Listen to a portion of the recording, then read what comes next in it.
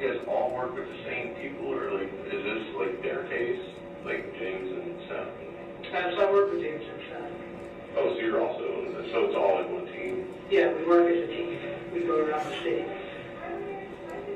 So we all work at different barracks when something happens like this, so there's a missing person or a death investigation, we all work together on it. And then we work with several other detectives and troopers from around the state wherever we happen to be working. So it's a total team effort. A lot of moving parts.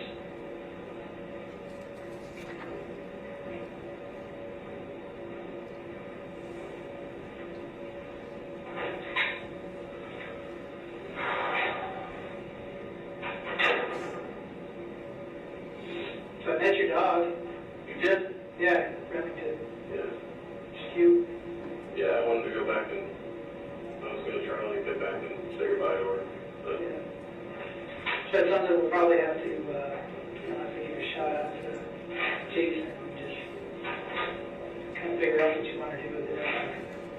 Yeah. They were okay today keeping her. She's safe, we saw her. Yeah. Play with her a little bit. Okay. But we'll have to decide what you want to do with her. I mean, I don't know if they're in a position to take her or I not. don't know if they are, like, I mean, there's lots of people around, and she'd have company. Yeah, I can certainly check with her. Yeah, that's one of the things that would be super helpful, because that was on my mind.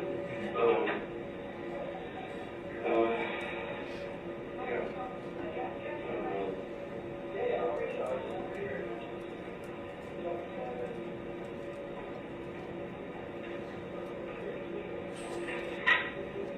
Choose one decision, 3 seconds of my life. I couldn't even, like hearing James say, like, why don't you just, like, leave?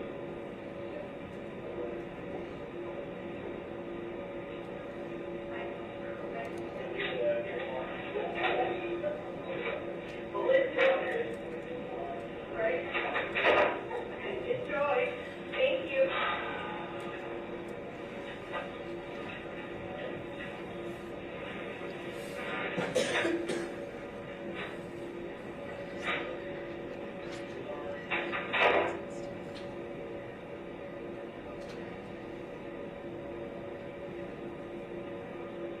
So what kind of dog is she?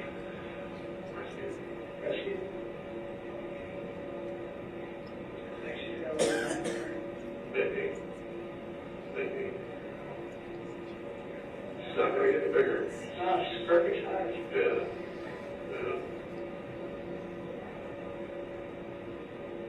She's a perfect dog, like, she literally doesn't, I mean, you saw her, Yeah. like, aside from, like, a little bit of barking, when she first went to meet somebody new, and, like, a little bit of jumping, because she gets excited for Yeah. some love, but How old is she? she's gonna be 2 in a couple weeks, and not holding. You get her here in Vermont or in Hampshire? Apparently those are the only 2 cups we got in the barracks, Joe. Clean up this up and get you a hotter one. Thank you.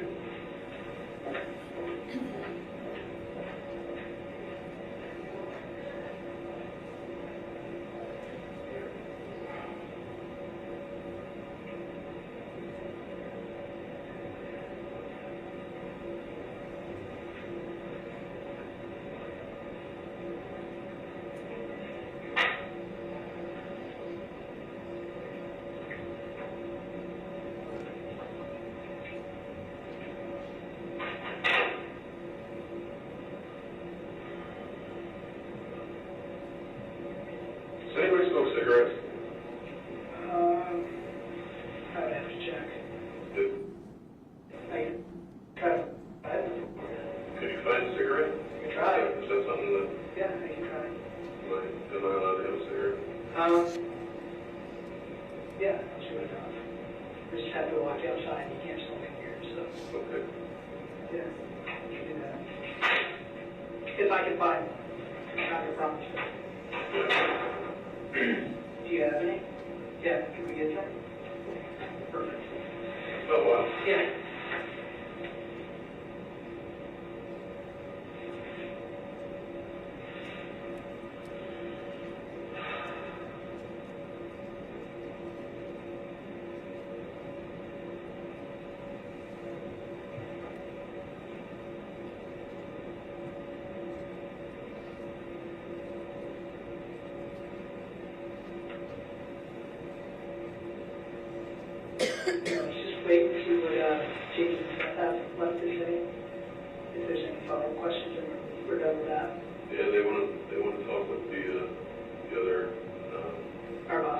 other detectives. Yeah. Just kind of see what questions everyone has so they Yeah, can. so when we're done with that, we'll make arrangements.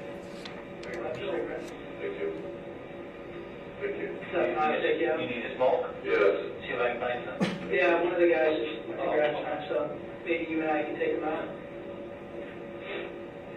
I wish somebody would take me in. I don't know what the fuck is wrong with me.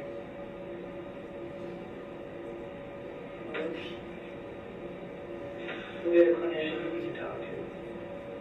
That's the best. First step at this point, Joe.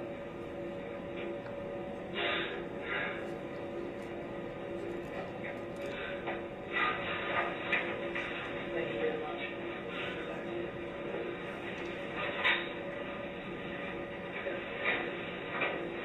I'll just put it around.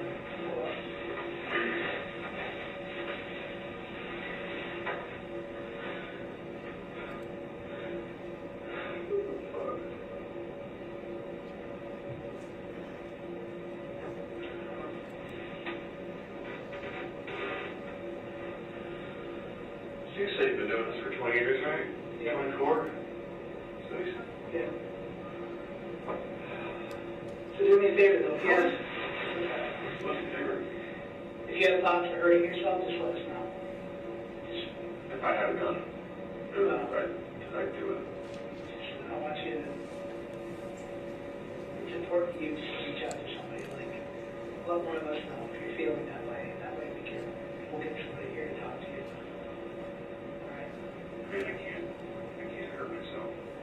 We're not gonna let you hurt yourself. I can't hurt myself. I'm gonna possibly hurt home from this hot cough. No. I got nothing, but.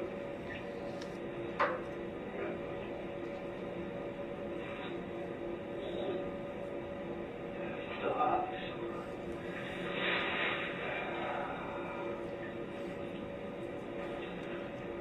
Yeah, honestly, that's where I was headed. I think you didn't pick me up. You would have had a suey on your hands today. Did you have a plan? Yeah, I was gonna blame myself.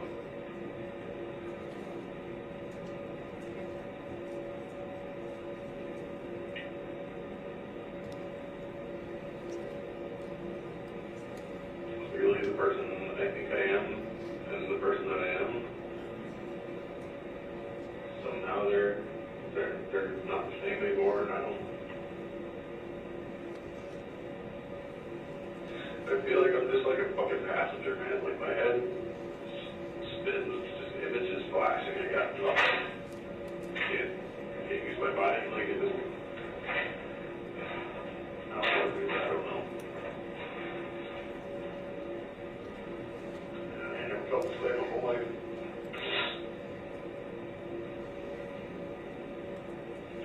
Probably. 40 plus.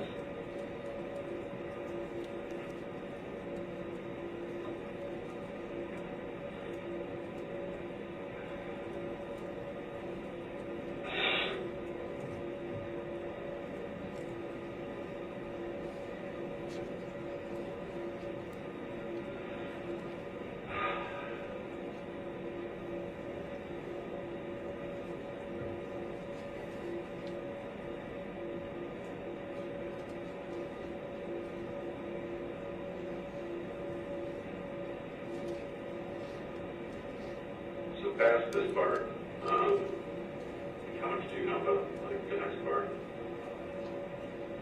Like in general, or? Yeah. So every case is a little bit different. First of all, the other detectives are going to want to make sure that what you're saying is true. Yeah, yes, you're right. I have no idea. That's first and foremost. Yeah. Yeah, I mean, we're going to verify some stuff, and then, Yeah.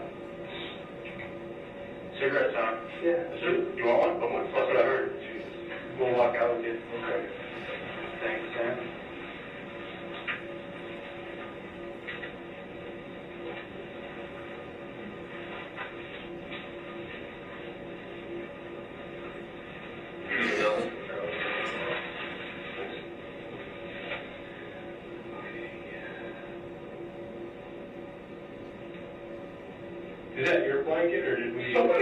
like it. It did. I love it.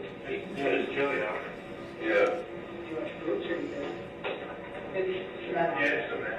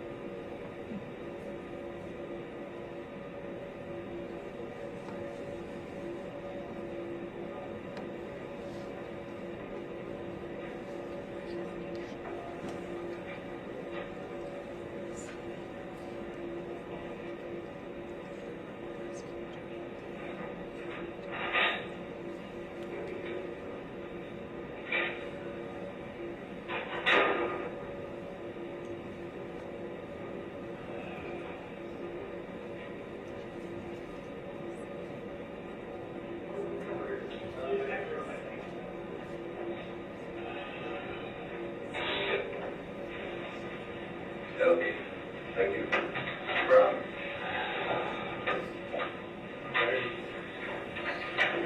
So this is just a consent form. I'm gonna fill it out here.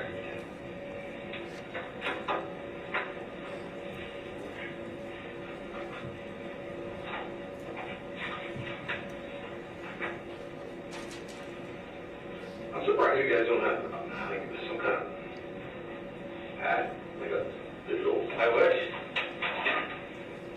It's a lot easier. Right.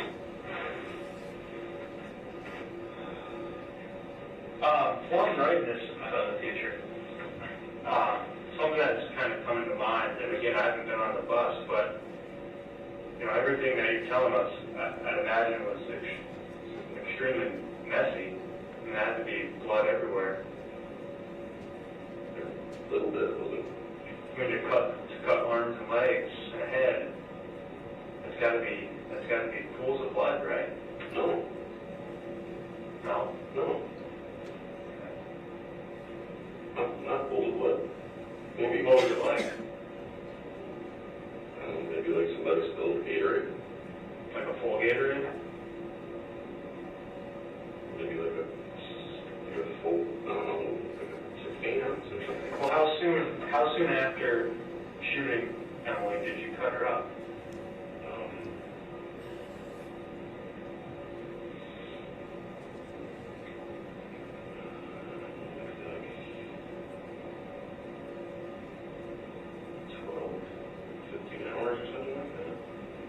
So 12 to 15 hours after? Did you have to clean up any like mess from doing that? It was a little messy, so I cleaned it up. Tell me about cleaning it up. I just wiped it up and put the lips in bags, and they're in the bags. The sprays and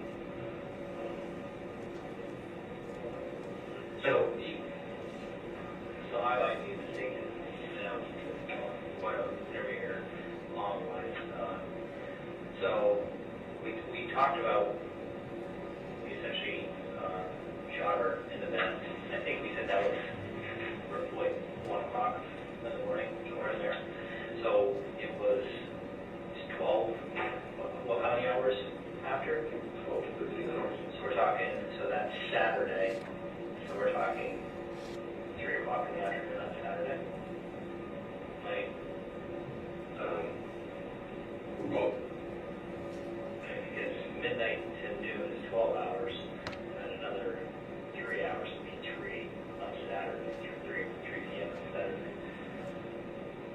have been, So is that accurate? I don't want to put words in your mouth by any means. that, yeah, Okay. yeah. And where was that? Was that at the parking lot? No, that was at, it wasn't at Bolton, it was in, So Where in St. Albans, I'm sorry. where the bus is now, at Bolton. The line. Yeah. Okay, so we're all on the same page. So the cutting of Emily's body occurred inside the bus while it was parked at the Langs. Correct. And I might have missed it earlier too. So that you were parked somewhere near the Airbnb. That's the impression I got. Right. Where exactly were you parked? There, I don't know the area. There's a parking lot. So there's a parking lot. So you were parked. It's like a building. Okay. The condos and then parking lot. Okay. Right outside the Gotcha. building. Gotcha. So essentially she was complete, whole, and then you drove back to the lane, and that's where you cut her the bags, the shower. Yes. Okay. And then, at any point during this incident with Emily, did you have help from anyone? No one helped you dispose of the body, no one helped you clean up, no one provided any tools? And other than Spencer, did you tell anyone else what happened? The only person I told was Spencer, you guys. Okay. All right. Do you want to read this? I think what might be helpful, I just kind of thought of this when you said it, was like if I get an aerial shot of that Bolton, and you can just mark on the map like the area you were parked. Does that sound like it might be helpful? Might be helpful for me. Would you be able to identify it on an aerial map? If it helps you, I can.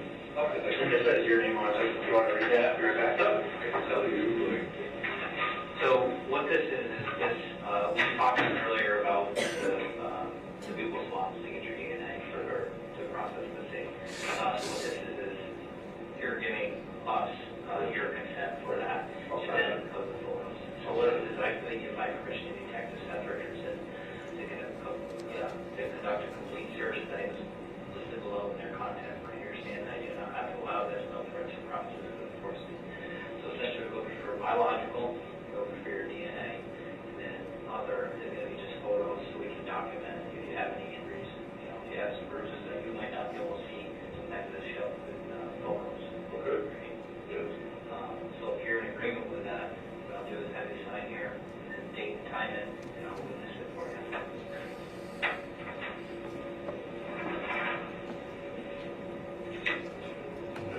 Yep. 21, what time? It's 4:40. 440. Yep. Okay. I'll witness this. So you do tattoos? Do you have a shop somewhere? Do you work with somebody? I used to do tattooing in like tattoo shops, and I just kind of freelance. Somebody will message me if they want something, and set up the time and decide they want, and then we'll get together and do it. Did you do all art on yourself, or did you have other people look at it? I finished this when the guy started it and walked away, and he left the thing sitting there, so I just finished it while he was helping other people. But You work around here? I worked with Burlington for like 10 years, and I worked in Essex for a year. Where do you work in Burlington? At Bodyguard. Okay.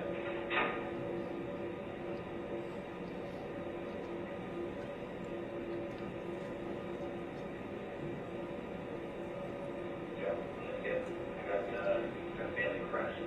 You do? Yeah, so I'd like to try to get something on another shoulder at some point. Just gotta find something. I want some shadowing, so in southern Vermont, there's not, a lot of people don't do shadowing or they don't do a great job, so I think it's just key to try to find the right person. You gotta find somebody that can like actually see it through. A lot of people, it takes hours and hours and hours and lots of focus for all of those hours. Yeah. I don't know, you either have somebody that's gonna like do it right, or they're just gonna, or they're just doing it. Yeah, I mean, like it's just, they're just doing it. Right. Yeah. I typically, I I try not to like pull images. I mean, with that aggressive, you can't really, you know, it is what it is. Well, I would say a fan of aggressive is something that is, I mean, kind of unique, but it's hard to stone what it actually is. So. Yeah. I mean, it's like, you know, that sort of thing. You know, you pull a reference and you do the thing. Right. But most times I try to just take, yeah, I usually just try to take what they have to say and then make something original. So that way, I mean, I feel like that way you get the best experience, you know? Right. Yeah. No, I kind of get a kick out of even when place man books with like clip art. Oh, do you want this? Yeah. I don't like to do the same thing over and over and over. So you're going to photograph in here, or? Yeah, I think that's the plan. One of our colleagues has an actual camera that takes a little pictures, iPhone 6 or whatever this is. So, I just want to wait for James before we get too carried away. He's trying to print out a map, an aerial map, so you can show us where you're parking. Yeah. That's a pretty cool little, you know, bus or RV. You convert that all yourself. Yeah. That's cool. Diesel or gas? Gas. Yeah, my plan was to like, you know, we had a plan to like work and save and then travel. Yep. Go see, you know, Yellowstone and the Canyon and Joshua Tree, Colorado. You know, just, that was like, when we started, like that was like the plan. And she just like stopped working and stopped helping. Helping financially. Yeah, like, yeah, she wasn't working, she wasn't contributing to anything really. Find a picture. Yeah. No, I don't think it's gonna work. The picture is bad and the printer is not working. But another sergeant's gonna come in. She's on the crime scene team, so she just processes evidence. Yeah, she told them, like, oh, perfect. take a picture. So when they're doing the pictures, I'll try to come up with a better picture, but the one I found wasn't that good, so I didn't want to show you.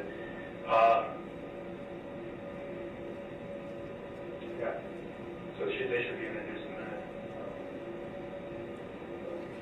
Anything we haven't talked about? I know you guys were chatting there, but We were just chatting about, he worked about 10 years at Bonnier, Burlington, doing the tattoo artist up there, and then worked about 8 years in ethics. That was kind of a freelancer doing work.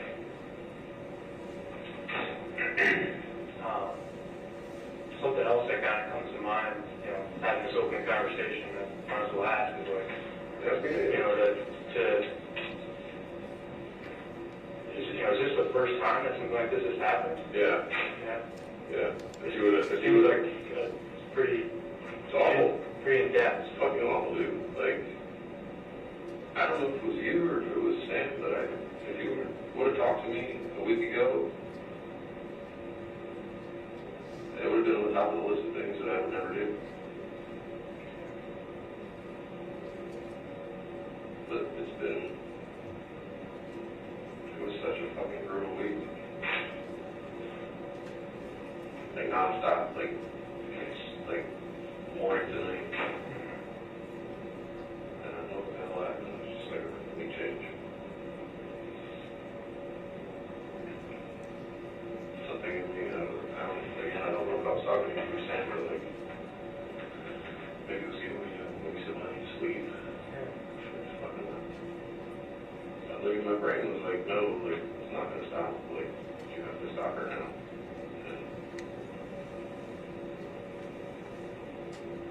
And the part was like, no, this is not the way. And then all of a sudden, like, I don't know, like, I just had this like wave come over me, and then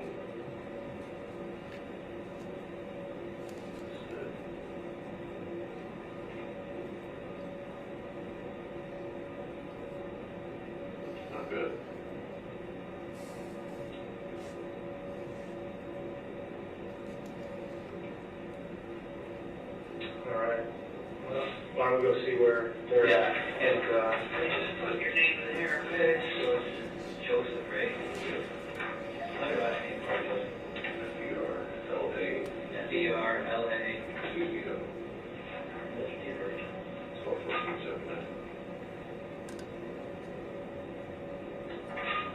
Actually, I got the date of birth and your phone number, but I didn't give you an address. What's your current address?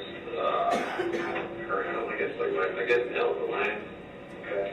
Well, I know I was going to ask you, so, at some point throughout the investigation, we're going to probably take a look at your phone, okay?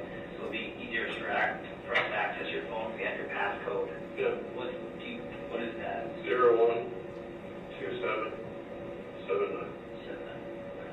Do you know where your phone is now? It's in my Jeep. In G? Okay.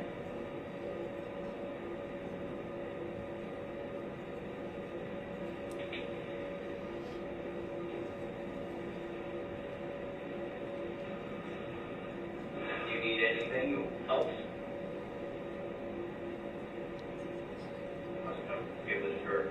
Good with coffee? Oh, yeah,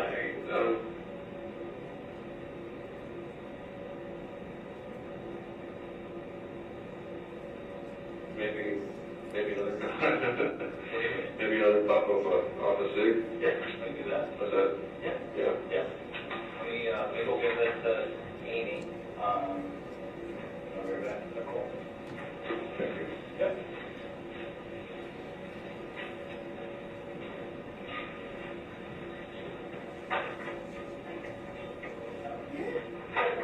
Joe, so this is Amy. Oh, okay. So Amy, What do you need from me? Amy's gonna take your pictures, and she's also gonna do your vehicle swab. So this is So swab of the inside of your yeah, mouth. just like a hot tip, a big Q-tip.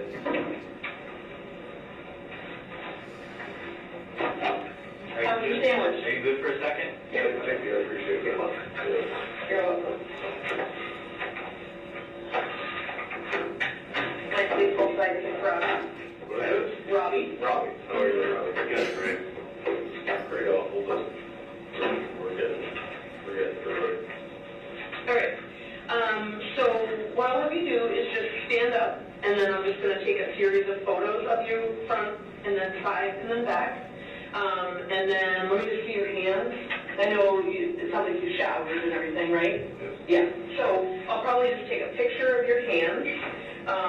And then the vehicle swabs are super easy. You just open your mouth. We take 2 swabs on one side, 2 swabs on the other. And then, yeah, I don't think we're going to need to swab your hands, but we'll take it from there. So I'll just have you stand against the wall. Here? Yeah. Yes. Did you have your sweats on underneath? Yeah. Oh. Like, where'd you get those hoodies? All right.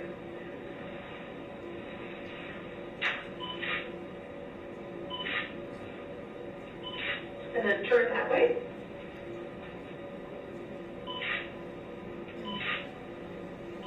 And then turn and face the wall.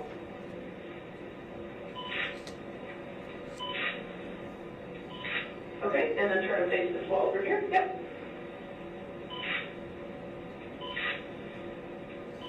Okay, and now let me see, hold out both your hands like this for me.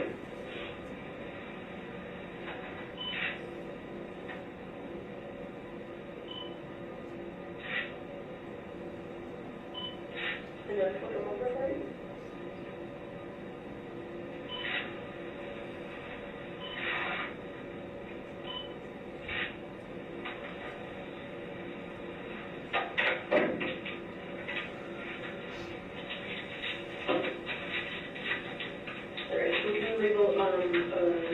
Envelope that with, we'll do right cheek first. Envelope in a minute. Yeah, please.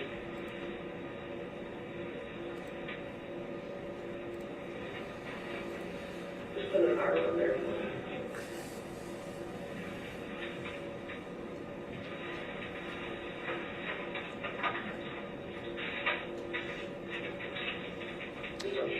Yes. Left. Mm-hmm. And then left.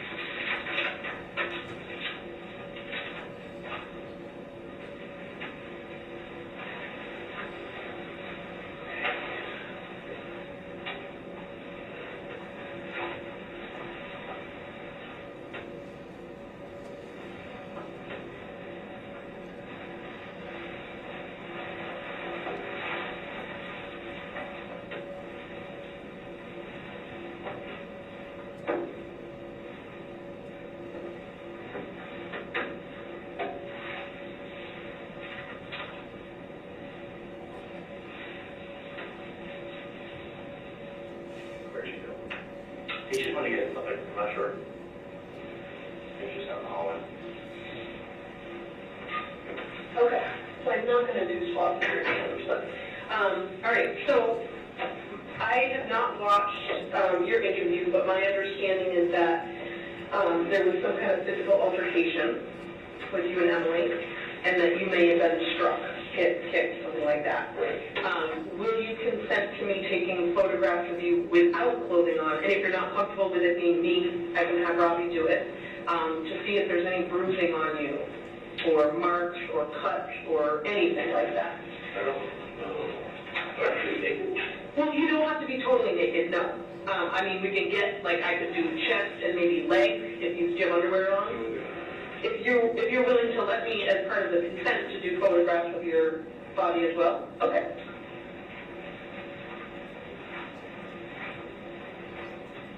So any marks or bruises that you're aware of? I don't think so. Okay. Just hold your arms up for me, it's going to be hard to see the tabs. It wasn't taking a while.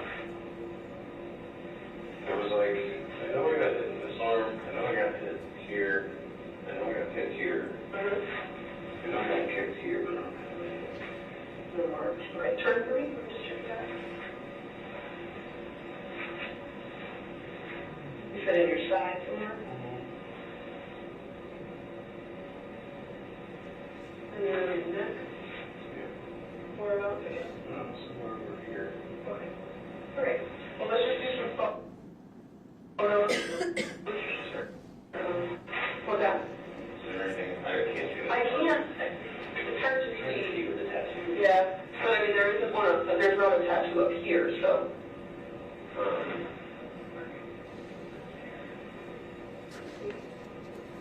Yeah. Can you, look in that box, and it's not in the box down in my camera bag, there's a small scale. So same kind of thing, we'll just do, around. Come in a little bit closer to this.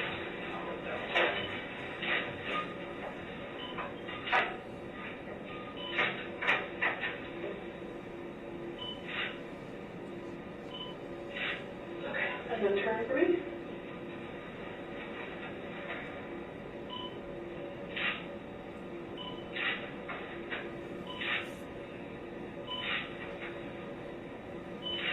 Okay, and then turn this over here.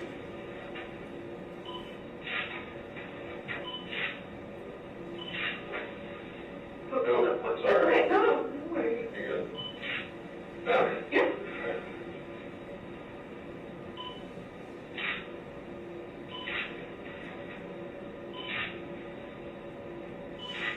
Okay, so now just let me turn so that your other side is facing me. I just want to look at this side of your neck. So turn over there. There. Yep.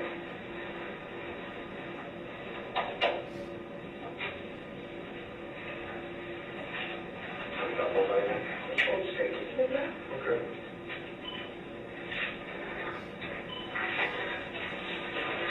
That yellow cold is just a little ruler. Is there something there? Well, it's, you know what, I have like a little, almost like a little birthmark right in my hairline, so it's kind of hard to tell if it's a little mark or if it's a birthmark, but we'll just document it.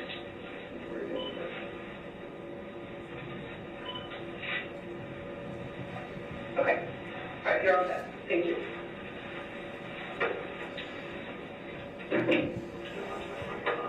Oh, you think that's amazing.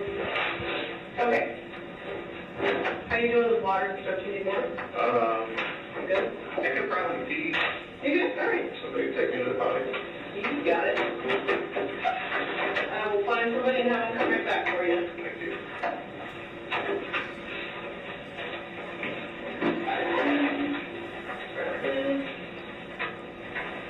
It's warm in here. Feels so good. Good.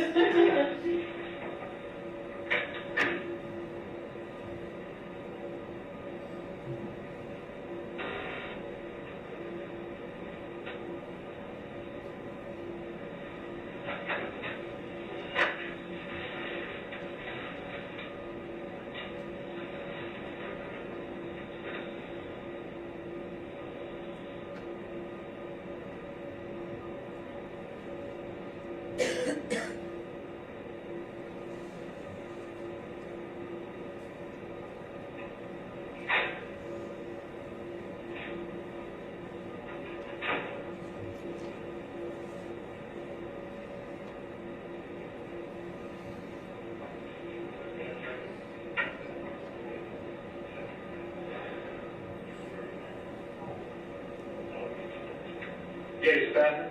Yeah. Works for me. Great. I'll grab cigarettes if you want after you go to the bathroom. I'll pop, yeah. Yeah. That's my cool. Yeah. Alright.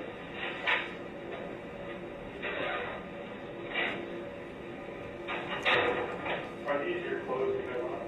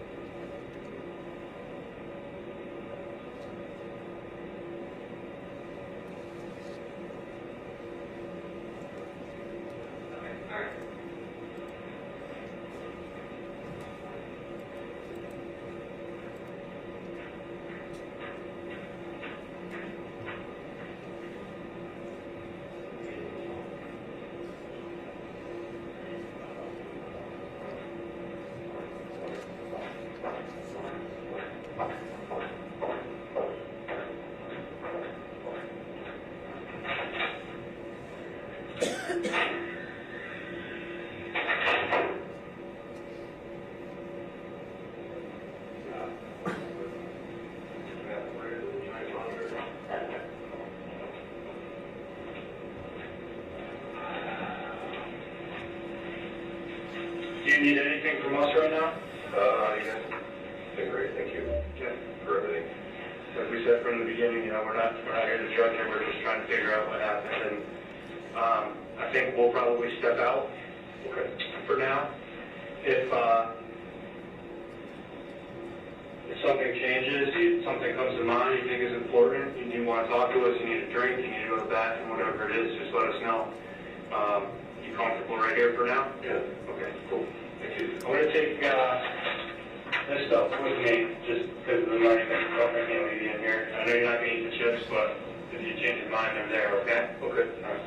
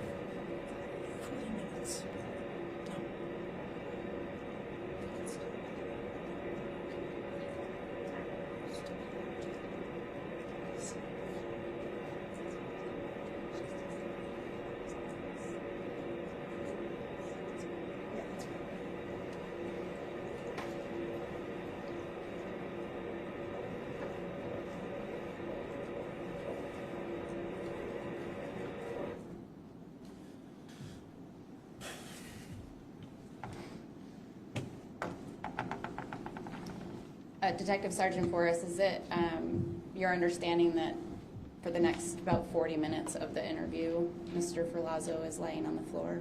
Yes. Okay. Were there any other questions asked in this room that you recall?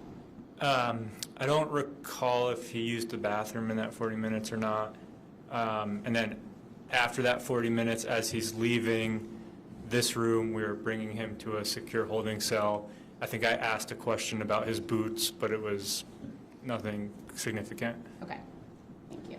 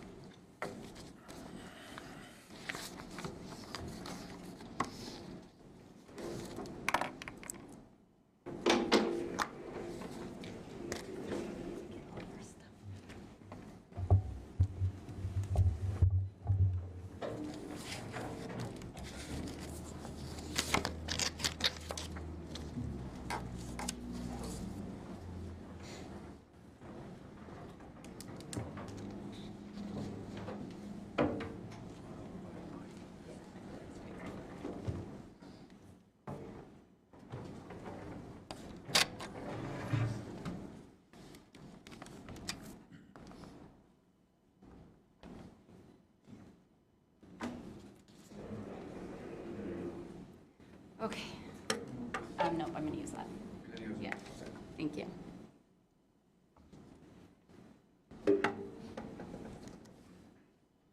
And Detective Sergeant Forrest, while the video is playing, there's a time at the bottom, a running time. Is that the actual time of day? Yes, ma'am. Okay. And so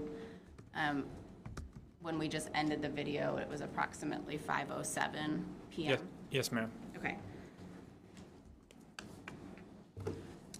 During that entire interview with Mr. Ferlazzo, did he ever say that he was unable or unwilling to speak to you? No.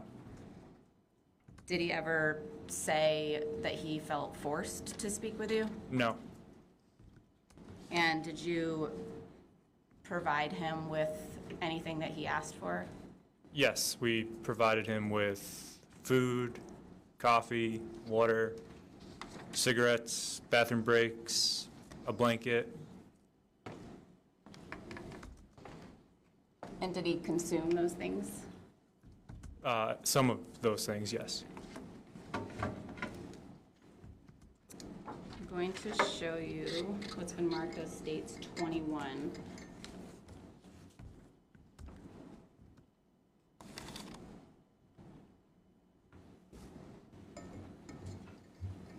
Are you familiar with this document?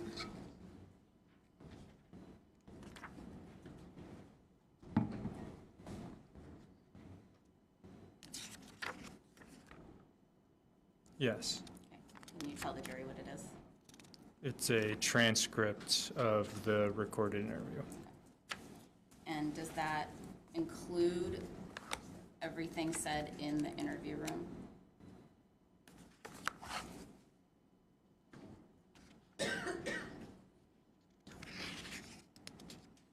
Yes, I believe so. Does it also record the breaks? I believe it records the breaks as well. Your Honor, the state moves to admit States 21. No objection. When it's admitted without objection.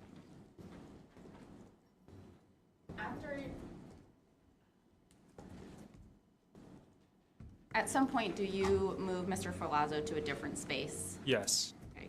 And do you recall approximately what time that was? I believe it was about 40 minutes, after the 40 minutes where he laid on the floor, just before 6 o'clock, I believe. Okay. And where was that space? So at the St. Albans Barracks, we were in the interview room. We moved him to a secure holding cell. Okay. And did you speak with him while he was in the cell? I did. Okay. multiple times or just once? multiple times. Okay. During any of the cigarette breaks or times you went in to speak with him, did you ask him more questions about Emily? There was one occasion where we asked questions about Emily. All the other occasions were to check on him, cigarette break, provide him food, that type of thing. Okay. And the time that you did ask him more questions about Emily, do you recall when that was?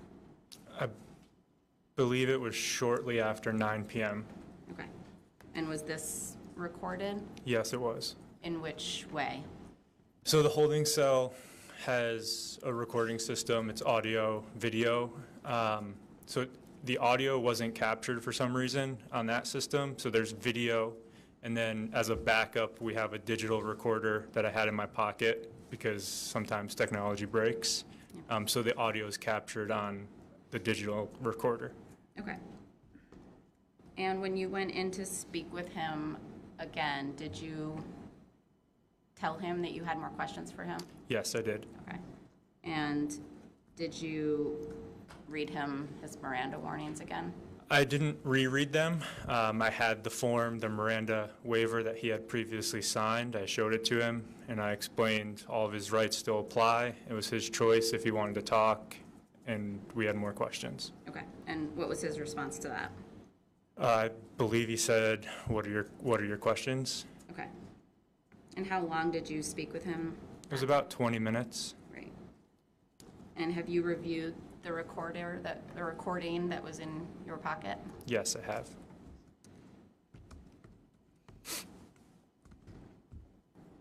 The state identified that as states 20. You reviewed that before your testimony today? Yes, I have. And is it a fair and accurate depiction of the conversation? Yes, it is. Okay. And did we also provide you with a transcription of this conversation? Yes. Okay. And that's marked as states 22. Judge, the state would move to admit states 20 and 22. No objection. 20 and 22 are admitted without objection. Are there points during this audio that are hard to hear? Yes. Can you explain to the jury why that is? So the handheld digital recorder that I use, I keep it in my pocket. So occasionally you can just hear like the rustling of my jacket. Thank you.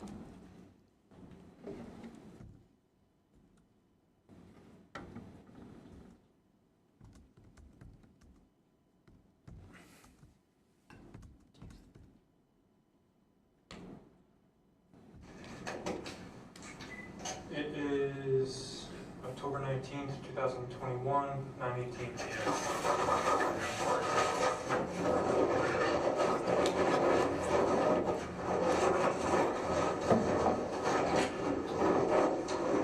Hey, Joe? You got a second? Can you sit up for me? You doing okay? How's the pizza? Yeah, it's okay. It gets old after a while, you know? We had a few more things we were hoping to talk about. Is that something you're willing to do? Go back into the other room? We just wanted to clarify a few more things.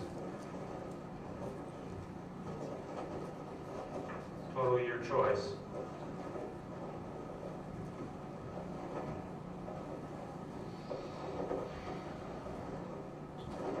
Or if you don't want to walk all the way down there, we could do it in here.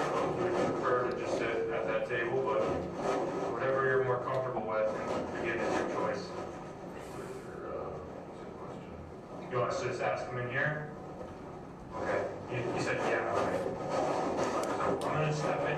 Just before I ask the question, I just want to show you this form we went over earlier with all your rights. I just want you to know that this Miranda form that you signed earlier, that all these still apply. So this is still in place. So at any point you want to talk to us, you just let us know, okay? Seth and I appreciate the conversation that we've had, the honesty that you've provided, and it's taken us some time to try to, what we like to do, check and verify things, right? And so we appreciate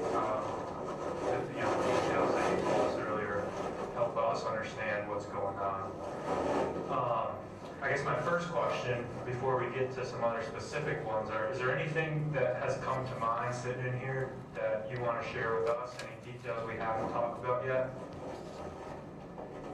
No, I'm just gonna try to, when I'm impressed, kind of like they did.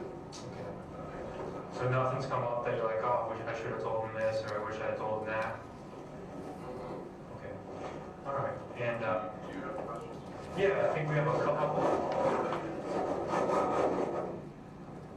So we talked a little bit about it before, about the items that you take out of the bed. Juice, all the glasses and stuff, and I was hoping that you just, if you could remember anything more about the bag that you put that in.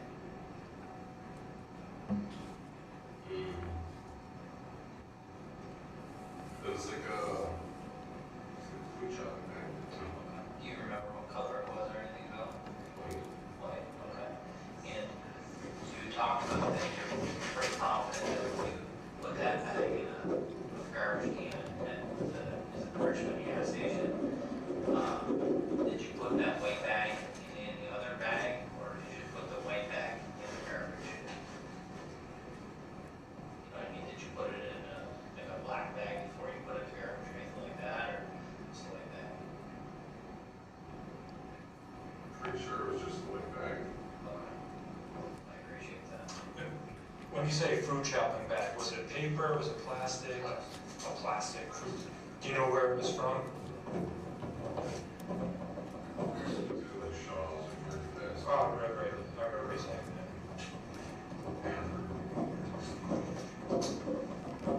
Did you buy something at Shaw's or the Market Basket that would help you kind of recall like what bag it was? It's just a food bag. But had you gotten it recently or is it old? Oh, I think I had like a lunch one. Oh, okay. All right.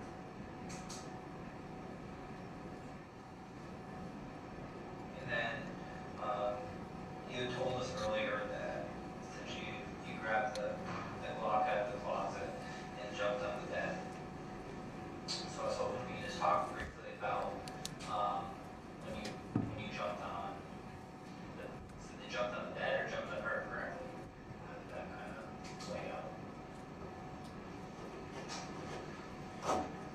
Jumped on, well, yeah, like jumped on the bed. I jumped on her, she was on the bed, like. Okay. And you had mentioned, when we talked before, you said that you don't believe she was sleeping because she was still kind of saying stuff under her breath to you. Yeah. When you jumped on her, did she say anything to you? Something like, are you fucking kidding me? Or you gotta be fucking kidding me. Something like that. And did, what was her reaction to you? It was just like that. Like, I just jumped on her and she said, like, are you kidding me? Are you gonna be fucking kidding me? Or something like that. Did she try to fight you or anything like that?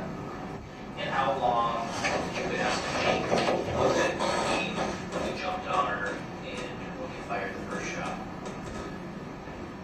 Second, Okay. And how about the second shot? another second. So I don't want to avert your mouth or anything. I'm just trying to understand. So you, essentially, correct me if I'm wrong, you jumped on her and bang bang.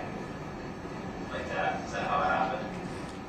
And I think you shook your head no, but when Seth asked you if she tried to like put up a fight, did you say yes or no? There was none. There was no fight?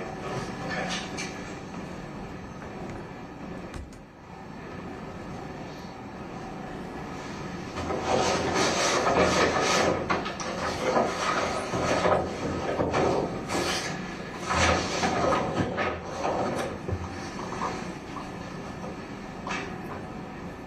In the bags that you used, where did those bags come from?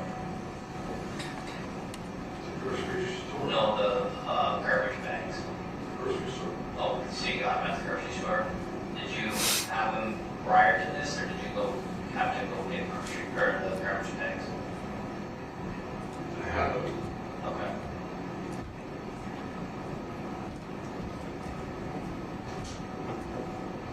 And I want to take you a little bit back a little bit.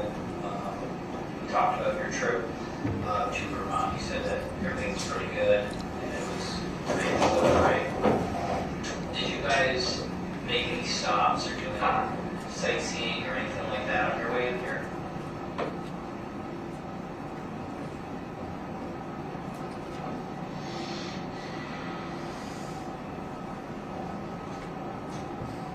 I feel like I did, but I can't. I don't know if I can answer that right now. I have a hard time focusing.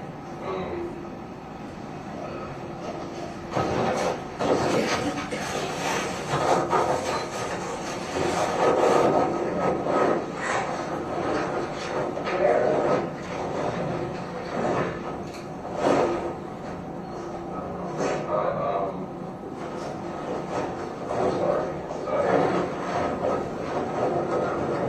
That's okay.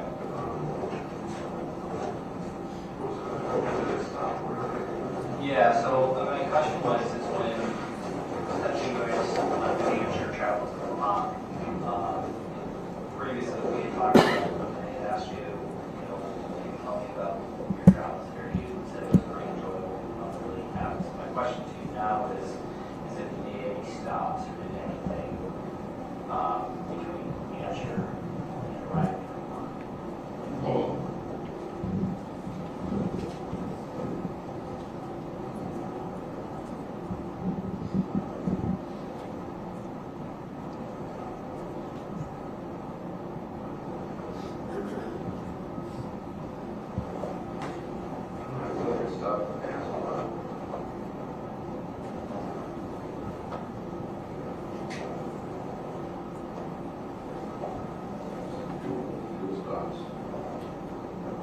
Can't imagine nothing is with gas on budget. Probably terrible, huh?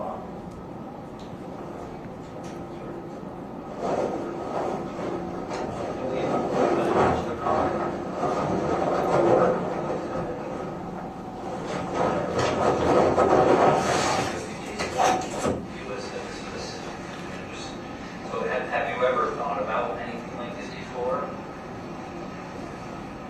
There's never a time in the past where, I mean, it get under your skin. I don't want to put words in your mouth, but, beating on you, as you said, kind of beating on you, provoking you. Was there ever a time when you felt like you could do something like this to her? No. No. I guess, there's definitely been times that we go back and forth.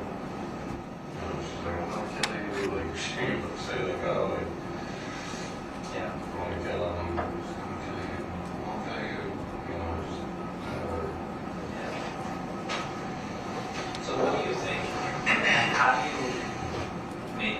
How do you think this all happened? I mean, how do you feel like, you said that you just it happened. I mean, what do you think happened? What do you think caused this?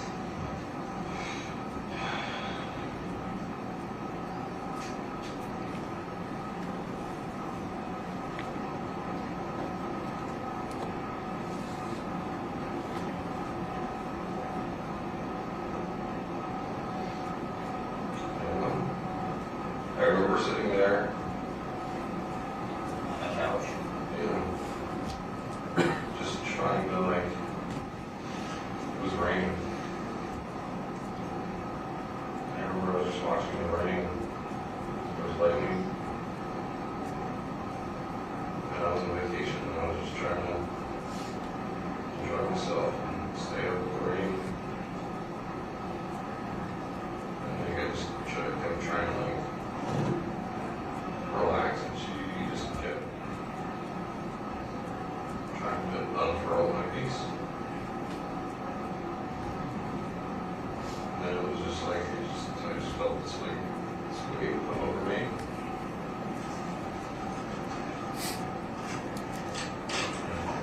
So what does that make you feel? Like you talked about before, like you felt like a warm sensation in your body. Yeah, like I just lost some focus. Rage.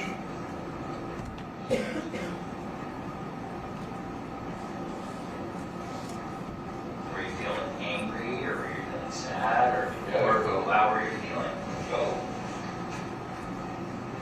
I felt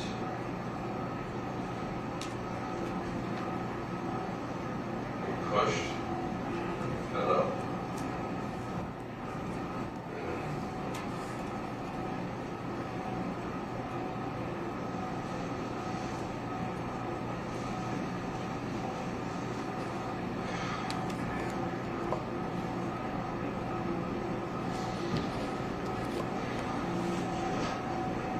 It was like, I swear it felt like I was like every couple seconds.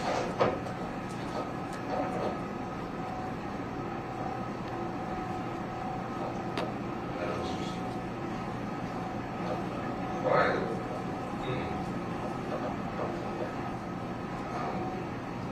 Sorry. That's okay. I don't apologize. I don't think it's helpful. What were you feeling after?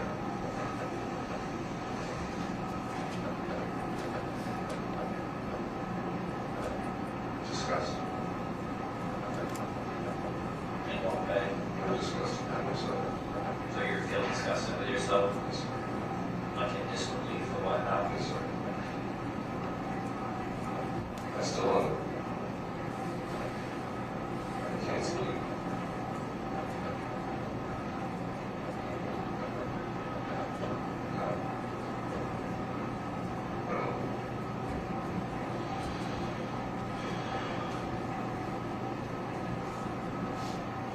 Do you have anything else? I don't think so. Anything that you want to share or questions for us before we wrap up here?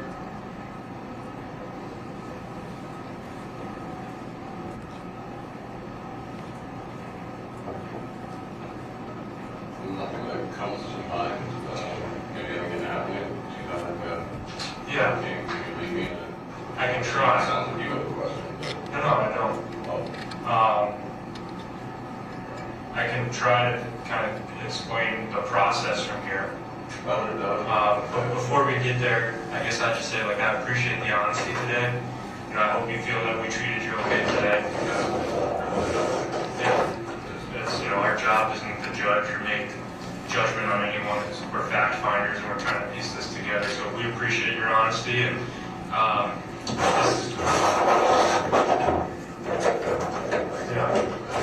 so this last piece of paper I have is just a sworn statement form. Can you just spell your last name for me? Your date of birth? Which makes you happy?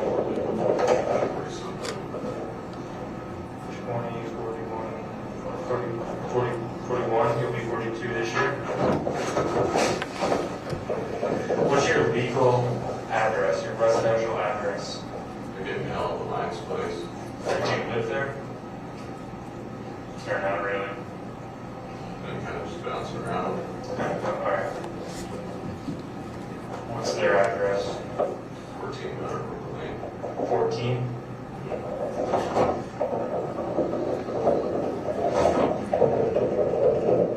Oh. So whatever she knows about taking care of them.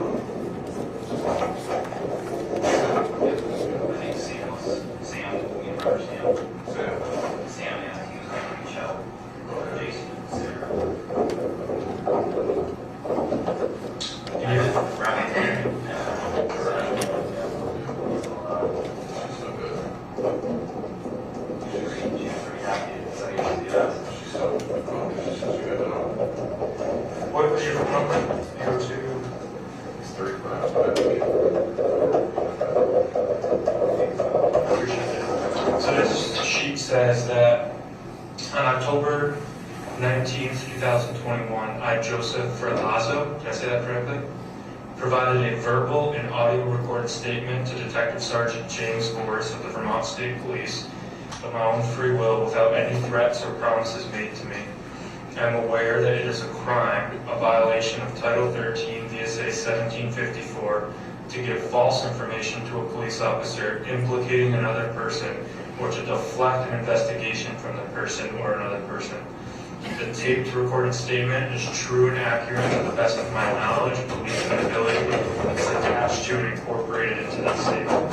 Does that make sense? We're just asking that you swear that you told us the truth today. So feel free to read that. If you have any questions, let me know. If you agree, I'll have you sign where it says affiant and date right underneath it. What is the 19th? Yep. So, in terms of process, where we go from here is we have to get in contact with the state's attorney's office and let them know, we've been in contact with them, but let them know where we're at. And ultimately, we will reach out, if the state's attorney agrees, reach out to a judge and see if they think you should go to jail tonight and have a court hearing tomorrow, if there should be bail, if there should be conditions of release. All of that is determined by a judge. It's not something that we determine. We just are we provide the information and they tell us what we should do. And then most likely you'll have a court appearance tomorrow at some point. I think in Chittenden it might be in the afternoon, like 1 p.m., but I'm not positive. So we should know a little bit more about where you're going tonight in a little while.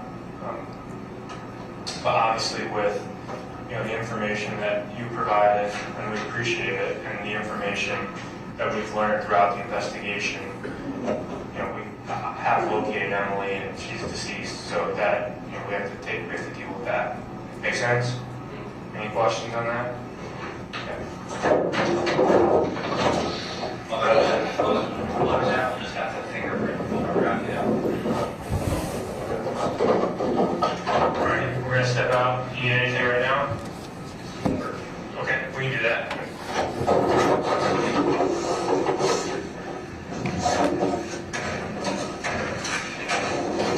It is now 9:38 p.m.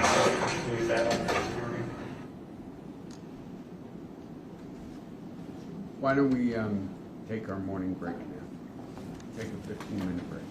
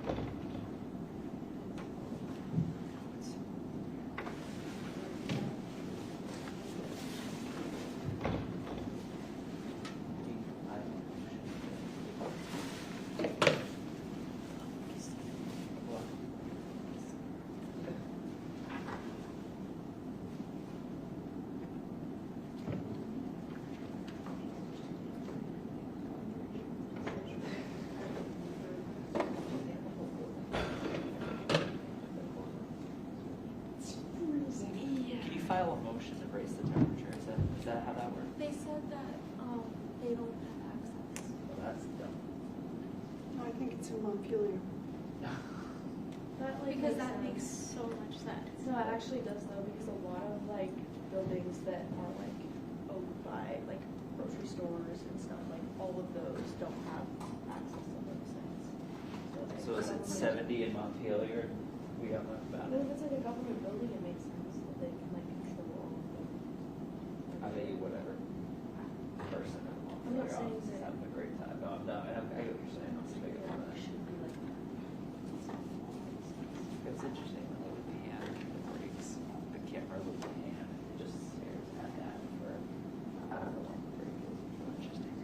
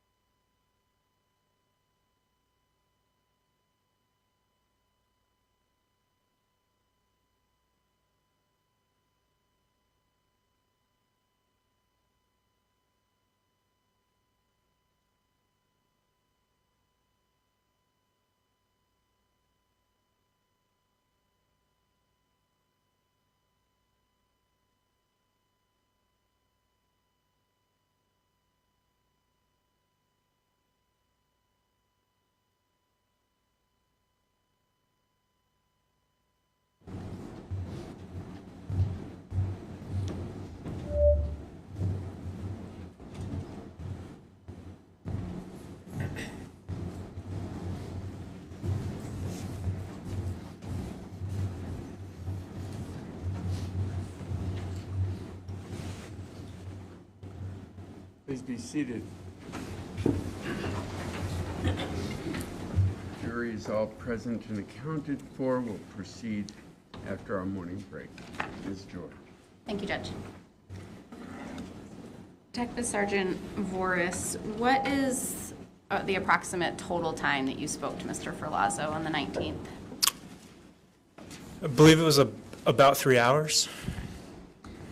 And at the end of the audio that we just heard, it appeared that you asked Mr. Ferlazzo if he was willing to sign a sworn statement form. Yes, ma'am. And I'm showing you which been marked as states 129.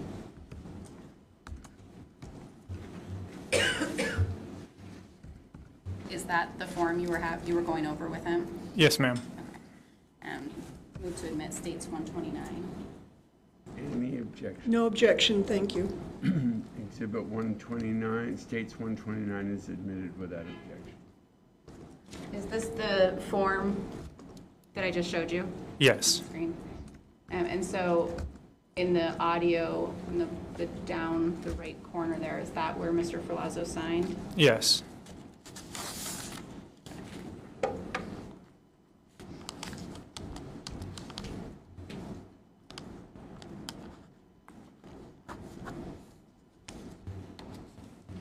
And when you asked him if he was willing to sign this, did he make any indications that what he told you wasn't truthful? No, he did not. Before moving on, the individual that you spoke with and that's on the video with you, is he in the courtroom today? Yes, he is. Identified as Joseph Ferlazzo? Yes, he's at the table, blue shirt, black tie. Thank you. Judge, the state would ask that the record reflect Mr. Ferlazzo has been identified. So reflected. Have you interviewed individuals related to homicide cases prior to this one? Yes. Do you know how many approximately you were the case officer on? At that time, I believe it was around 10, maybe, approximately. And have you done others since? Yes, since then, I've been assisted or been the lead on about 50 homicide cases throughout Vermont. I would say the lead on 15 of them. Okay. And in your experience, is it common for people to appear tired or stressed during those interviews? Yes.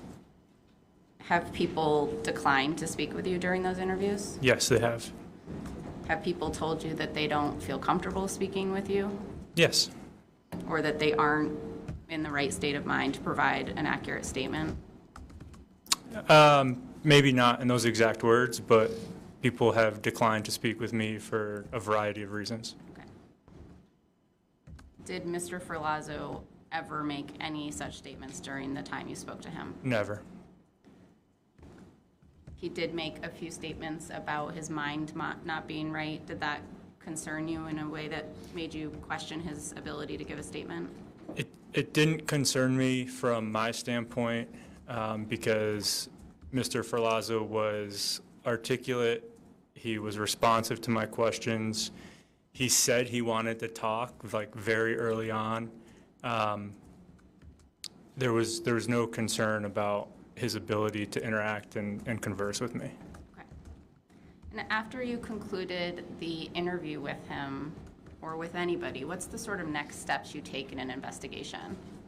So I call it like check and verify. So when someone tells us something, we try to prove it right or prove it accurate and see if there's other evidence that supports what we're being told.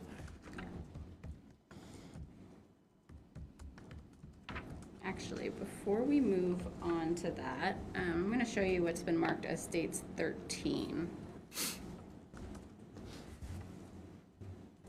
Do you recognize this? Yes, I do. Can you tell the jury what that is? This is a sketch that Mr. Ferlazzo drew during our interview. Okay. Is that a fair and accurate depiction of what he drew? Yes, ma'am. Okay. State would move for states 13. Any objection? Any objection? Oh, I'm sorry. No objection. States 13 is admitted without objection. And is this that sketch? Yes. Okay, so it's a little bit small, but can you kind of describe to the jury what it is? So it's the sketch during the interview when Seth and I, or Detective Sergeant Richardson and I, were talking about the layout of the camper van with Mr. Ferlazzo. He drew the sketch. It's kind of, maybe appears upside down on the screen, but the bed is at the top. And then he depicted a couch, a closet, the bathroom, and he depicted the location where Emily currently was at the time of the interview. Okay, thank you. Okay, so the check and verify, is that what you called it? Yes. Okay. So in this case, did you, after you interviewed Mr. Ferlazzo, did you work to confirm or deny things that he'd made in his statement? Yes. Statements that he'd made. And were you able, during the course of your investigation, were you able to verify any of the statements that he made? Yes, we were. And specifically starting with the location of the incident, were you able to confirm? Yes. We spoke with his sister, Nikki, and she provided information that was consistent with what Joe provided us. Emily's geolocation data was consistent with being at Bolton Friday evening. And he told you that the homicide had occurred while Emily was in bed. Were you able to verify that? Yes. Okay, and how were you able to verify that? The physical evidence is consistent with that. You know, the pillow from the bed sheets, the bed itself. And what about where he shot her on her body? Yes, that was confirmed during an autopsy. Okay. And he made statements about firearms located in the van. Yes. Were you able to verify that? Yes, there were firearms located in the van. Okay. How many firearms were located in the van? I believe it was 2 handguns and 3 long guns. Can you describe what a long gun is? Like a rifle. I think there was like a short-barreled rifle, a shotgun, and another rifle, and then 2 handguns. Okay. Did he tell you during your interview that Emily owned any of those guns? No, he did not. Did he tell you that Emily had a gun? No, he did not. Did he tell you that Emily slept with a gun under her pillow? No, he did not. Did he tell you that Emily possessed or used a gun at any point? No, he did not. May we approach? Yes.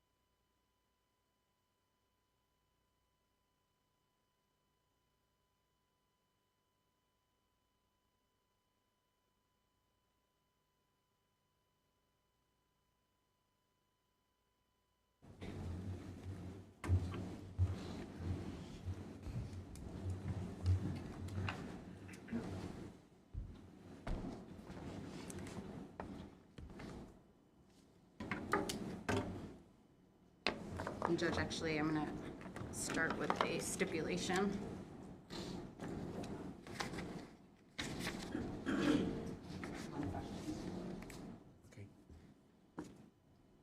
Did you confirm where Mr. Ferlazzo was the following morning?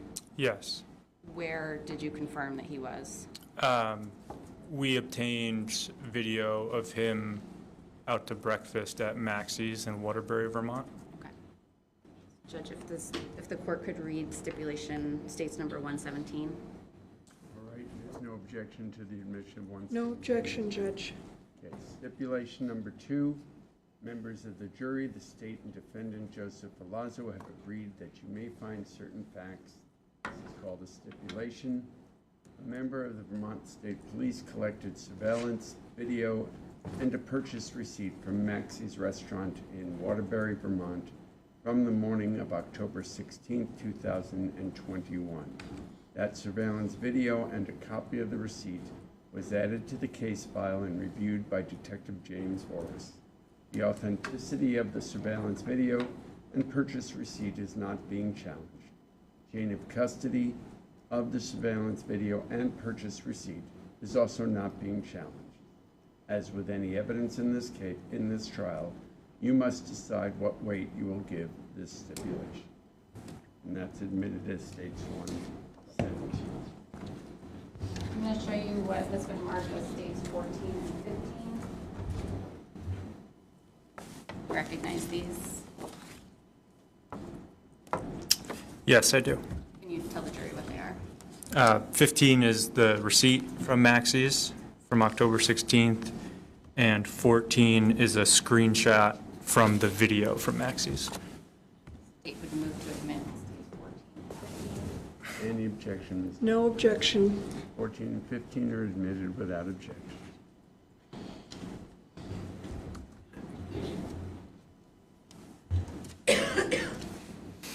Detective Sergeant Voris, is this the screenshot from the surveillance? Yes. And can you just tell the jury sort of what they're looking at here? This is inside Maxie's restaurant in Waterbury, and Mr. Ferlazzo is in the kind of in the middle, maybe upper left side of the screen near the door. Okay.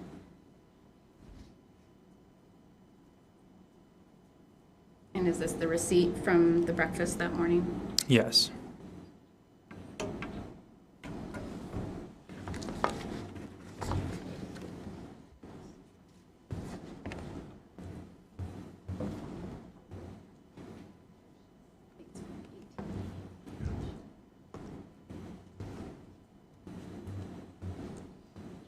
Were you able to confirm where Mr. Ferlazzo went Saturday night with his sister? Yes. Where was that? The Twiggs restaurant in St. Albans, Vermont. Judge, the state would ask the court to read stipulation number 3, states 118. Any objection? No, Judge. States 118 is admitted. For I'll read stipulation number 3. Members of the jury, the state and defendant Joseph Ferlazzo have agreed that you may find certain facts. It's called a stipulation.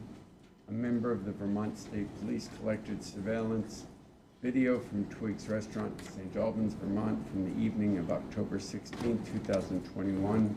That surveillance video was added to the case file and reviewed by Detective James Horace. The authenticity of the surveillance video is not being challenged. Chain of custody of the surveillance video is also not being challenged. As with any evidence in this trial, you must decide what weight you will give this stipulation. State 118 is in.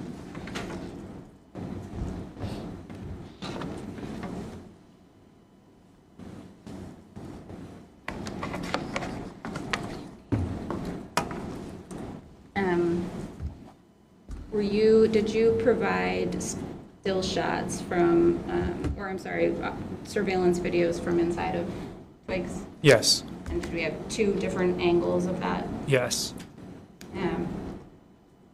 Have you reviewed them prior to your testimony today? Yes, I have. Okay. The state would move to admit states 16 and 17. No objection. Dates 16 and 17 are admitted without objection.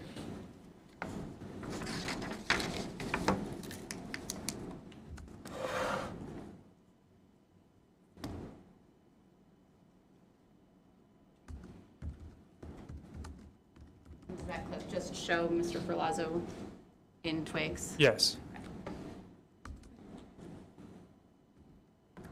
Is this also inside of Twigs? Yes, it is.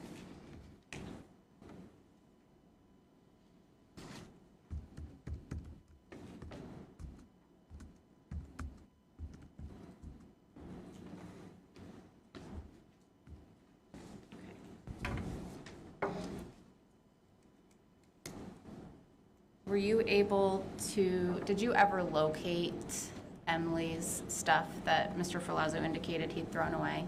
We did not. Okay, and that was her phone and her wallet? And her glasses, yes. Glasses. And did VSP, members of VSP attempt to find these items? Yes, we did. We were unsuccessful. And you were looking, how long after he allegedly threw these things out were you looking for them?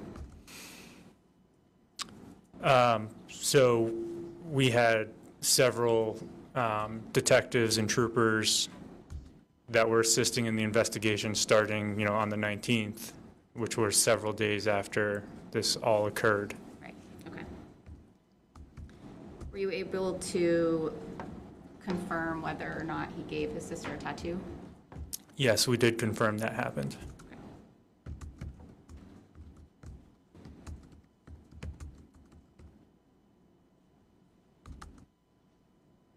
And at some point during the interview, were investigators able to locate Emily's body? Yes. And was she located where Mr. Ferlazzo said she would be? Yes, she was in the bathroom area of the camper van.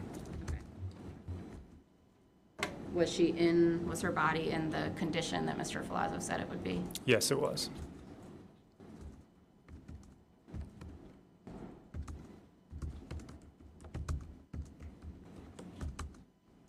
Did you locate the saw that Mr. Ferlazzo said he used? Members of the crime scene search team located it in the camper van in the area where he said it was, behind the driver's seat. Was there anything you learned after the investigation that Mr. Ferlazzo did not tell you during the interview? Yes. What was that? I learned after Emily's autopsy that she also sustained stab wounds. Okay. During your investigation, were you able to determine how tall Mr. Ferlazzo is? Yes. And how much he weighed? Yes. And what was that? I determined that through his DMV records. And what is his height and what did he weigh? It was 6 feet tall and approximately 200 pounds. Okay. Did that seem consistent with your interactions with him? Yes. As part of the investigation, did you seek a warrant for call detail records for the phone number and physical phone belonging to Mr. Ferlazzo? Yes, we had, there were separate search warrants for his phone number, a search warrant for Emily's phone number, and a search warrant for Joseph's physical cell phone. Okay. And did you receive those records in return? Yes, we received records for both phone numbers and for, the cell phone went to our technology unit. Okay. Did you review the records? So the call detail records, or the records associated with the cell phone carrier, so Joseph's phone number was 802, I think it was AT&T, and Emily's phone number started with 603 area code. Those carrier records I looked at briefly, but ultimately are analyzed by our technology unit. And then I did look at the data that came off of his phone myself. Okay.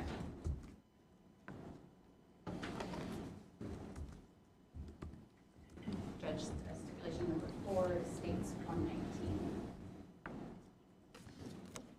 What is Any it, Sarah? objection? What is it? The phone. Any objection to 119? No, thank you. No, Judge, no objection. Stipulation number 4, members of the jury, the state and defendant Joseph Ferlazzo have agreed that you may find certain facts. This is called a stipulation. Vermont State Police searched a red Jeep Wrangler belonging to Joseph Ferlazzo pursuant to a search warrant on October 19, 2021. During that search, an iPhone belonging to Joseph Ferlazzo was collected by Detective Sergeant Aaron McNeil. The iPhone was tagged as item, quote, Jeep number 2, end of quote, slash, quote, item 14, end of quote, and delivered to the Vermont State Police Technology Investigation Unit, in parentheses, TIU, end of parentheses. The iPhone was in the same condition upon arrival at the TIU as it was when collected from the Jeep during the search on October 19, 2021.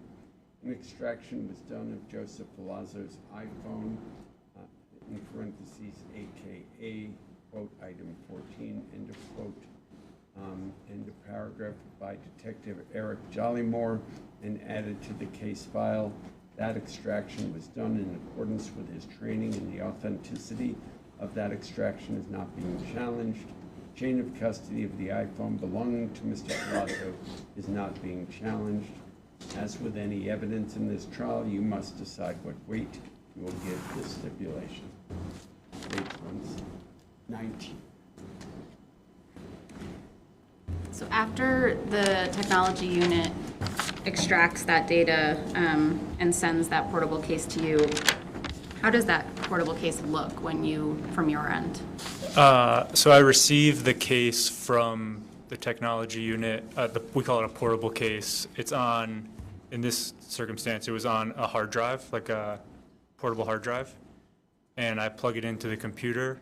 I can open the program on my desktop, and then I can review the data that was on the device. Okay. And is that program pretty user-friendly? Extremely user-friendly, yes. Is there any training provided in order to use it? There's no training required to read a portable case. I have taken training to create portable cases and to extract cell phones myself. I didn't do that in this case, but the portable case it's very user-friendly. Okay. So were you able to review any text messages from Mr. Ferlazzo's phone to Emily's phone between the time she was killed and the time she was located? Yes. Were there any messages sent from Emily's phone to Joseph's phone during that time period? No, all the messages were sent from Joseph's phone to Emily. I'm going to show you what's marked as State's Exhibit 18. 4 pages. Do you recognize those?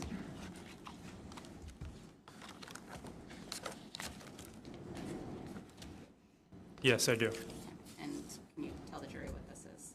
These are the messages that were observed, from Joseph's phone within that portable case that were sent to Emily's phone number. State seeks to admit 18. Any objection to? No objection. 18 is admitted without objection. She's talking.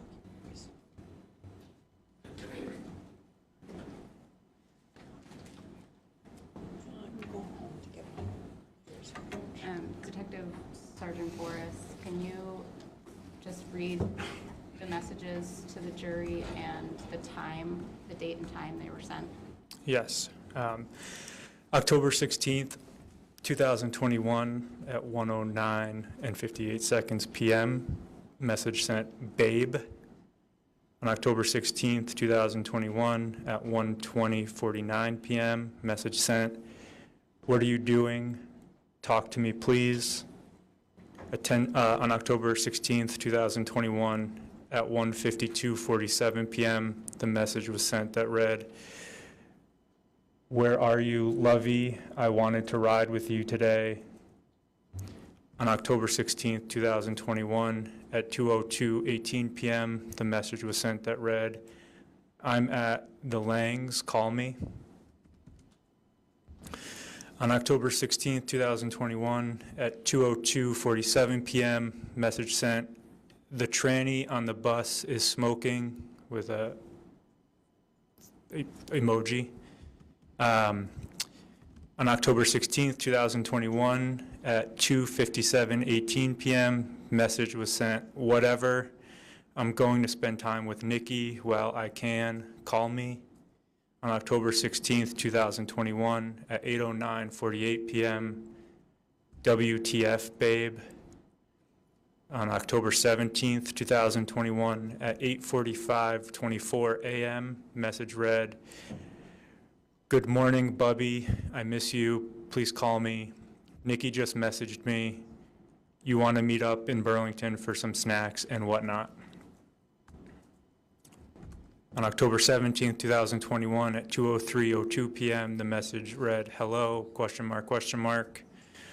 On October 17th, 2021, at 8 p.m., the message was sent that read, please M, pick up. On October 17th, 2021, at 8:12:12 p.m., message 2 emojis were sent. On October 18th, 2021, at 12:05:48 a.m., the message read, this is far enough. Get your ass home. I gotta go back to NH. Are you coming back? On October 18th, 2021, at 12:05:48 a.m., I believe that's the same message I just read. On October 18th, 2021, at 1:05:36 a.m., random question, where is the extension cord? I want to plug the fan in. October 18th, 2021, at 9:06:19 a.m., good morning, baby, with an emoji. On October 18th, 2021, at 10:25:51 a.m., you're an asshole. I don't deserve this shit. Is that all of the messages that were sent? I believe so, yes.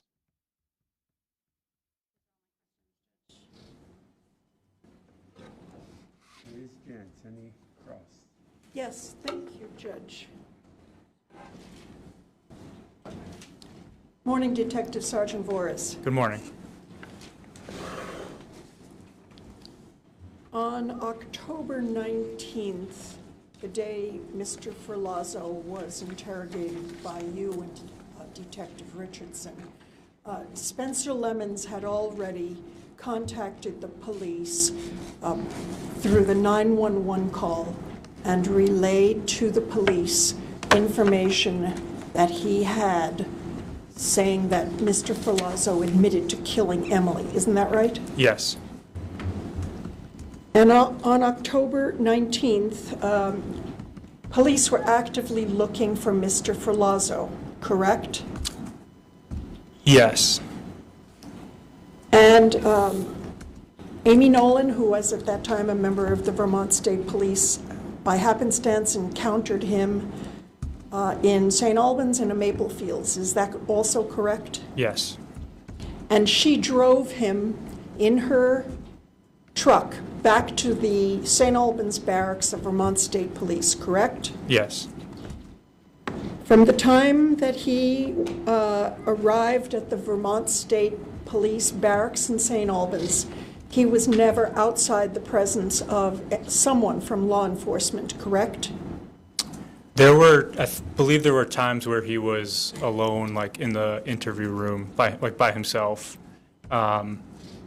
At points during the interaction. Was he under observation through a two-way mirror at times when he was alone in the interview room?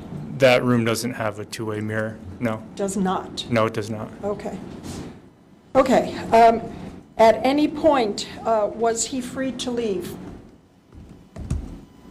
He was probably not free to leave. So we can agree that he was in custody during the time he was at the Vermont State Police barracks, right? Yes.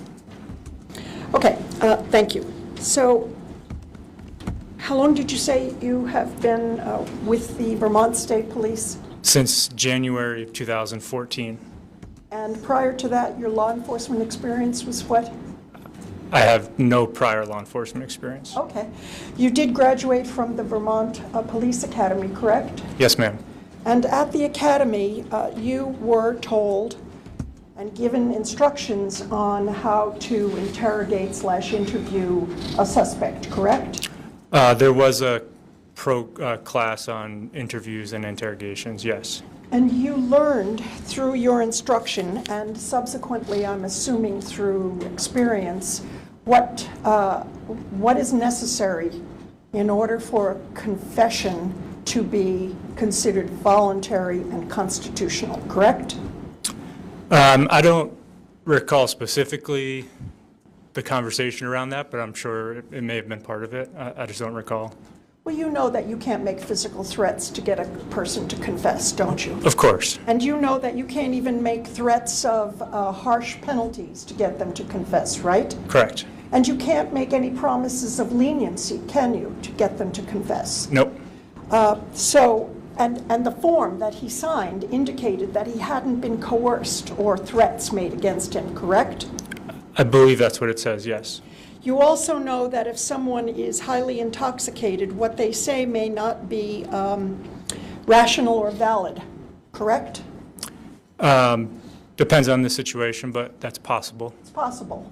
Or if someone is having a mental health crisis, that also may make the statements they are giving you not admissible because not rational, correct?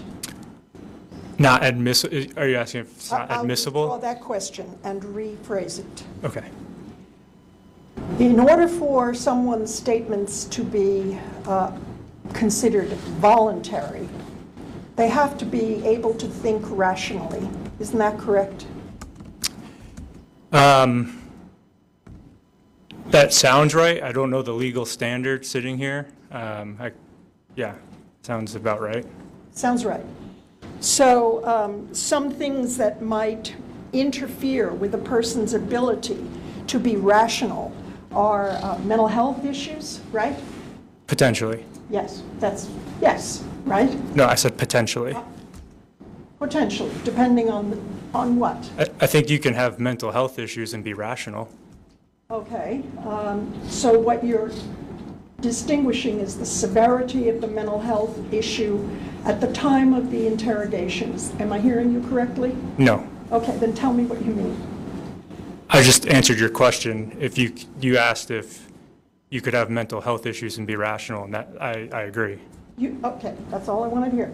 And if someone had a physical condition that prevented them from being rational at the time of the interrogation, that also could be a reason why their statement might not be voluntary. Isn't that correct? A physical condition? Yeah. Potentially. Okay. So, for example, I'll give you some examples. If someone is severely injured and is unable to speak, to give a statement coherently, that would be a situation you would consider as not voluntary, wouldn't you? Could the parties approach? Yes.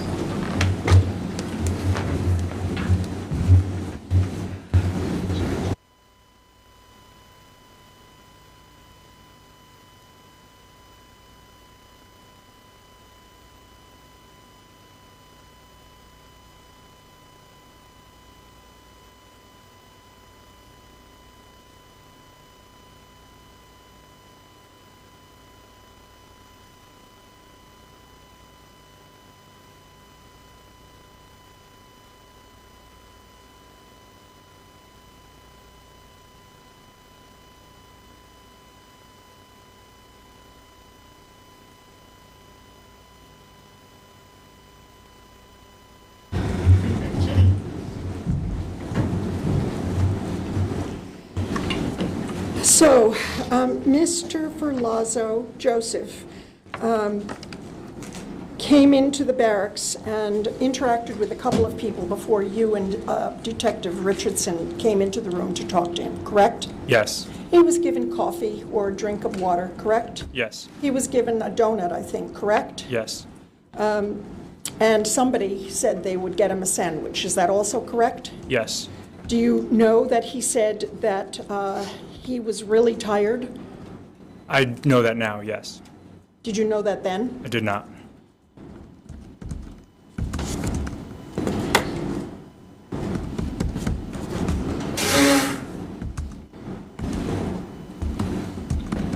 One of the first things he asked you was, what time is it, what day is it, correct? That was not me.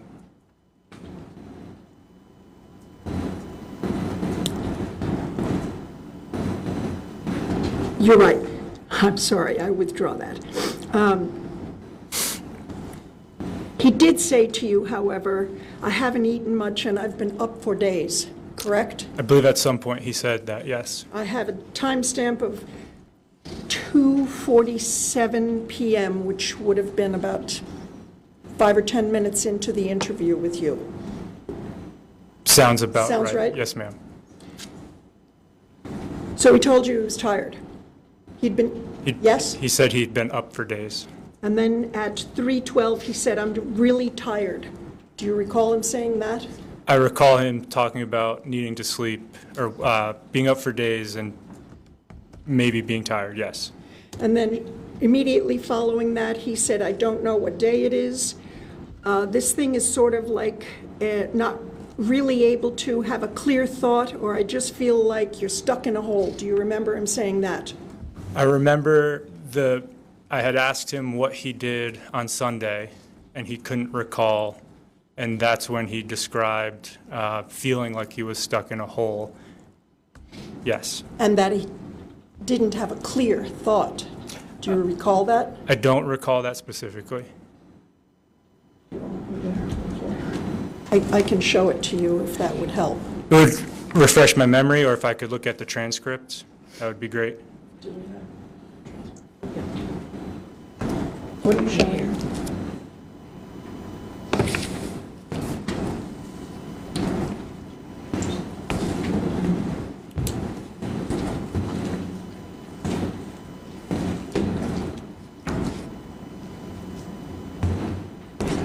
God's sakes. But this doesn't have the timestamps. I'll just take your testimony that you don't remember precisely him saying at that point that he didn't have a clear thought. Is that right? You don't have a clear recollection of that? I just don't recall the exact words, and so that's my testimony. Okay. But something to that effect.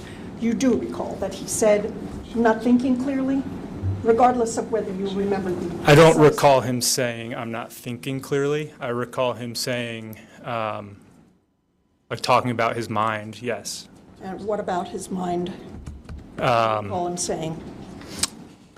Just generally, he was having some trouble remembering some things, and I think at one point he said he was trying to blank page it, I took that to trying to forget about what happened. Mm-hmm.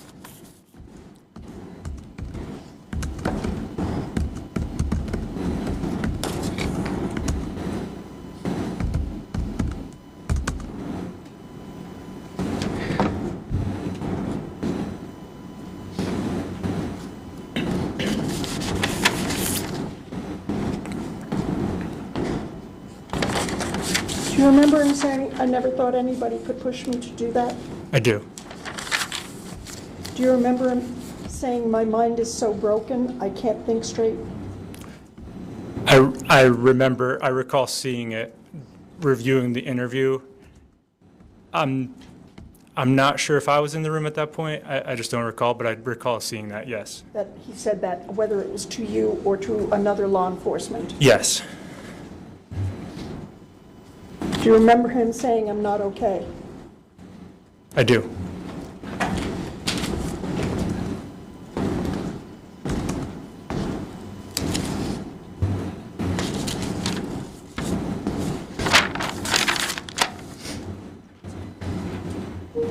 And in response to him saying, making various statements about him not thinking clearly, you didn't ask him why he wasn't thinking clearly, did you?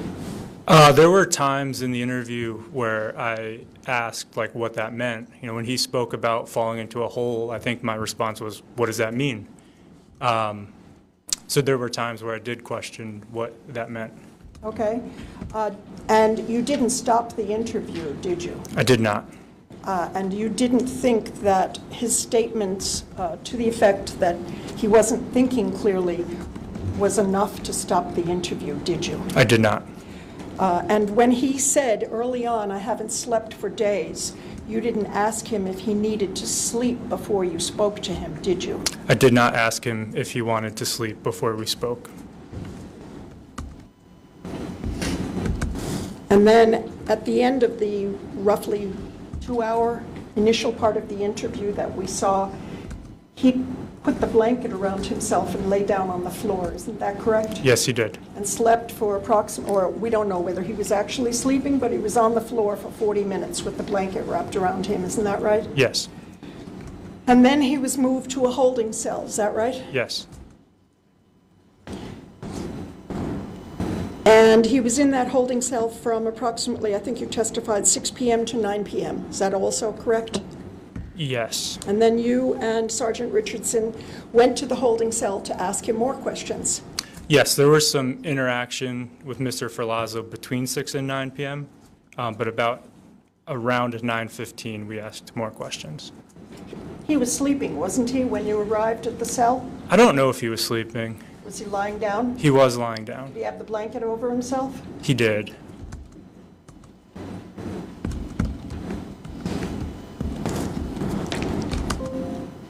We all just heard the audio of your interview with him at about 9:17 or something like that? Around that time, yes, ma'am. Sounded very sleepy, didn't he? I would say he sounded like Mr. Ferlazzo. I don't Okay, think he sounded well- sleepy. Well, your only interaction with him was the original interview. I'll withdraw the question.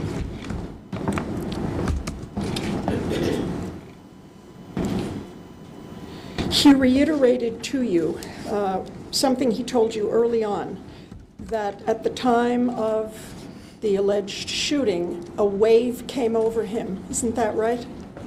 He did reiterate that, yes. And he had originally told you he had a feeling of warmth come over him. Isn't that right?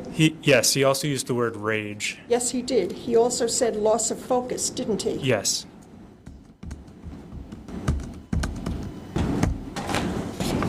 That's okay. That's okay. We found the page, but I'm not going to go back. I have nothing else. Thank you. Thank you. No redirect, Judge. Okay, thank you. Thank you, Your Honor.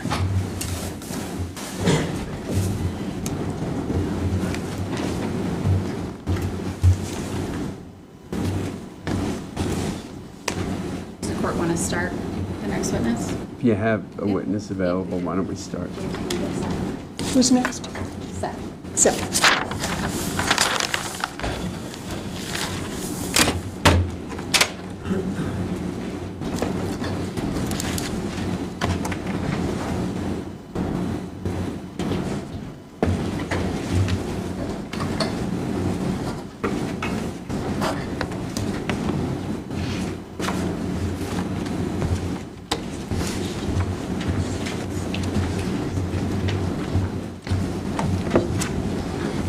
Right hand, please.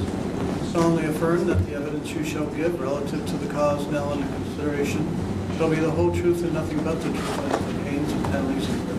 Yes.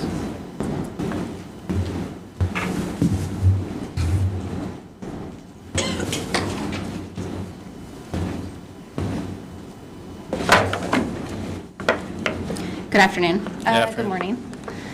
Can you state your name and spell your last name, please? Seth Richardson, Richardson. Okay. And how are you employed? Currently employed by the Vermont State Police. Okay.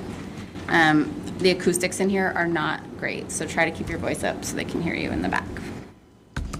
Currently employed by the Vermont State Police? Yes. Okay. And how long have you worked for the Vermont State Police? 13 years? Were you employed by them in October of 2021? Yes, I was. And at some point, did you become involved in an investigation related to Emily Ferlazzo? Yes. When did you become involved? It was on the morning of the 19th. And in what capacity did you become involved? So I'm a detective sergeant assigned to the major crime unit. My commanding officer had contacted me and asked me to respond. Okay. When the major crimes unit is needed, are all of the members of the major crimes unit sort of brought in? Generally, yes. Okay. And so where did you travel from? My residence in Rutland, Vermont. Okay. Upon arrival at the St. Albans Barracks, what tasks were you given related to this investigation? So I was paired with Detective Sergeant Sam Truex, who has since retired. We were asked to go to the Lang's residence, inquire if Jason Lang would participate in the interview, and if so, during that interview, if we could obtain consent to search his property.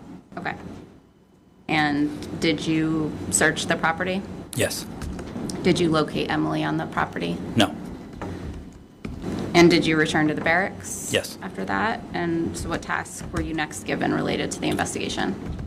So shortly after I returned to the barracks, I had learned that Joseph had come to the barracks, or was brought to the barracks, and that would be assisting Detective Sergeant James Voris with interviewing Joseph. Okay. What information did you have about the case prior to going into the interview? Really not much. That it was a missing person complaint. It was somewhat suspicious, and at that point, I don't remember if the RV was seized or was in the process of being seized. Okay. What was your role during the interview? Just a co-interviewer, I guess a second interviewer in the room. Okay. So the jury has seen the video. Is it you in the room with Detective Sergeant Voris? Yes. Okay. And were you present when Detective Sergeant Voris read Mr. Ferlazzo his Miranda rights? Yes, I was. Miranda warnings. And so did you witness him waive those rights? Yes, I did. Did he have any questions or concerns about those warnings? No. Did he make any statements about wanting to talk to you? Joseph was eager to talk to us. Joseph said he was there to talk to us. He told James that essentially didn't need to beat around the bush. Okay. And did you, we've heard obviously the whole interview, so did you have concerns initially in speaking with Mr. Ferlazzo about his ability to speak with you? No. Okay. Was there ever a time in the times that he was spoken to where it wasn't recorded? No. Did you ever feel like he wasn't responding to the questions appropriately? No. Did he ever say anything that gave you the impression he didn't want to engage with you? No. Did you ask Mr. Ferlazzo if he was willing to provide a buccal swab of his DNA? Yes, I did. And did he agree to that? Yes, he did. I'm going to show you what's been marked as States 128.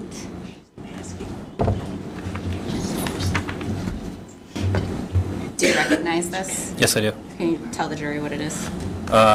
This is a Vermont State Police consent to search form.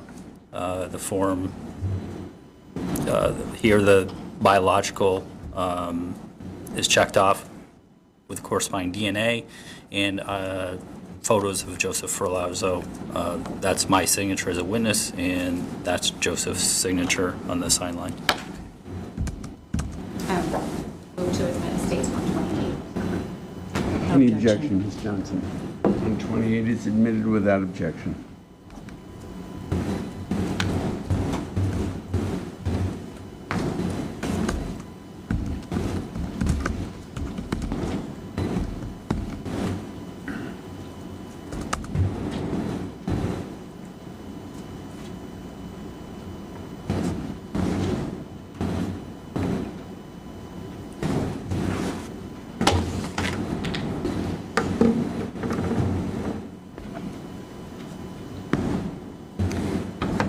is showing states 128. Is this the form that you went over with Mr. Ferlazzo? Yes, it is. Okay, and is that his signature down in the lower right-hand corner? Yes. Okay, and did he have any concerns about signing this form? No.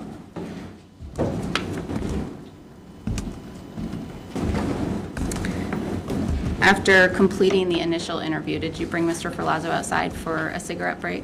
Yes, I did. And was that interaction recorded? Yes, James was recording recording us. Okay. And did you ask him any questions about Emily during that time? No. Okay. Have you listened to that recording in preparation for today's testimony? I have. Okay. The state has marked it as Exhibit 130. Judge, we would ask to admit it as evidence. Objection. Okay, 130 is admitted without objection.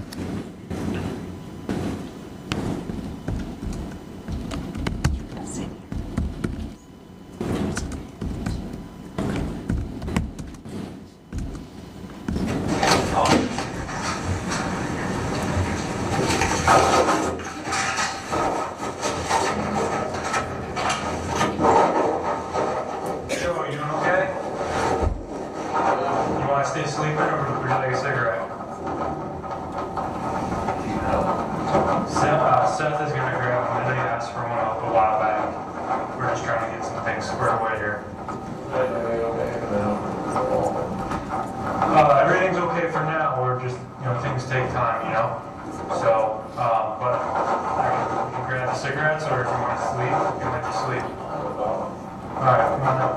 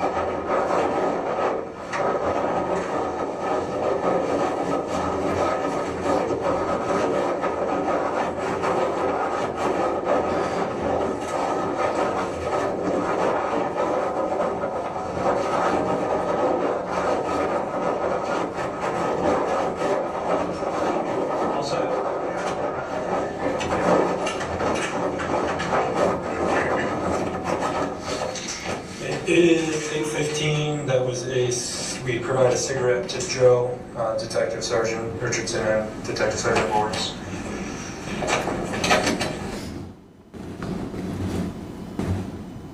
Parts of that are difficult to hear. Can you give just a quick summary of sort of what was discussed? Yeah, so essentially, Joe and I were having a conversation about when my workday started, when I was scheduled to be finish my shift, apologized to me. Joe was wearing a sweatshirt that I also have.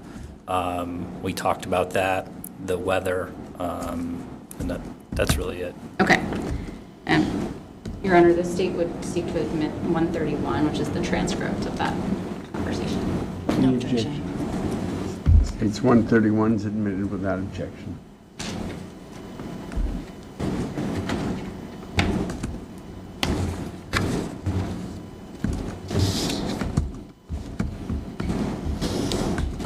So after this conversation, did he go back to the holding cell? Yes. And did you eventually approach him again for additional questions? Yes. The jury has heard that recording. It appears that you asked most of the questions during that interaction. Yes. What was the primary purpose of that later interview? To try to discern where Emily's belongings were. I think there was a question about. Some shoes, glasses, cell phone. We were trying to figure out where that stuff was. Okay. And he had stated to you that he believed they were in he'd thrown them out in a market basket, grocery bag? Yes. Is that right? And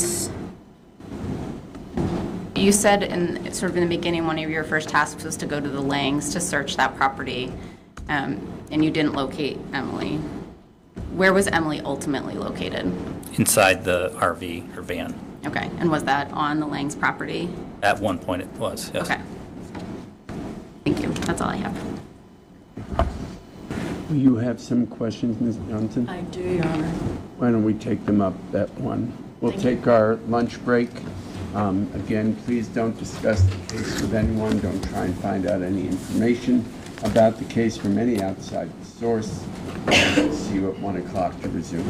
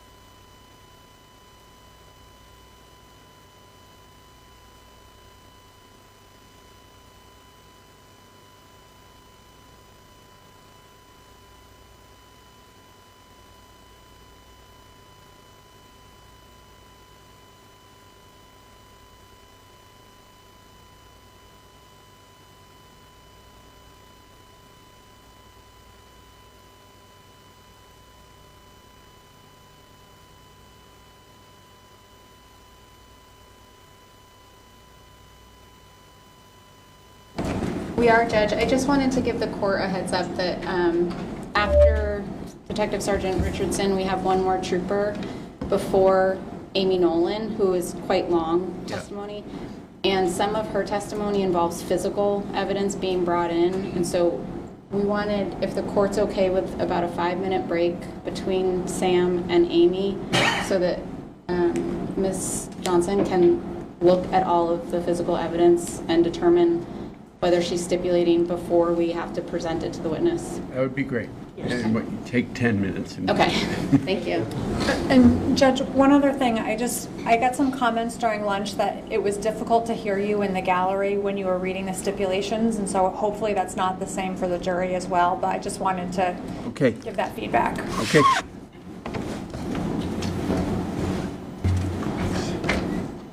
We're back on the record in State versus Joseph Ferlazzo Jr. Those last comments were in that case. After a lunch break, about 1:08 p.m. now, the testimony of Detective Sergeant Richardson as soon as the jury comes in.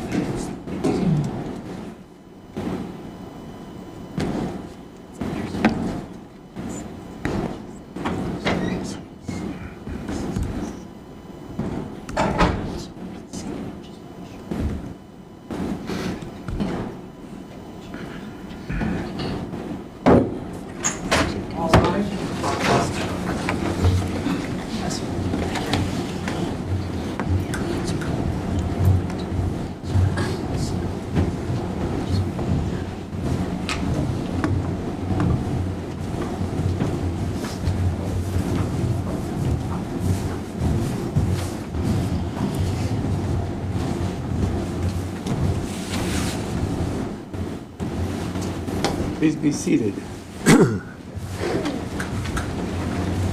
Jury is all present now after lunch. I'll ask the questions I always ask.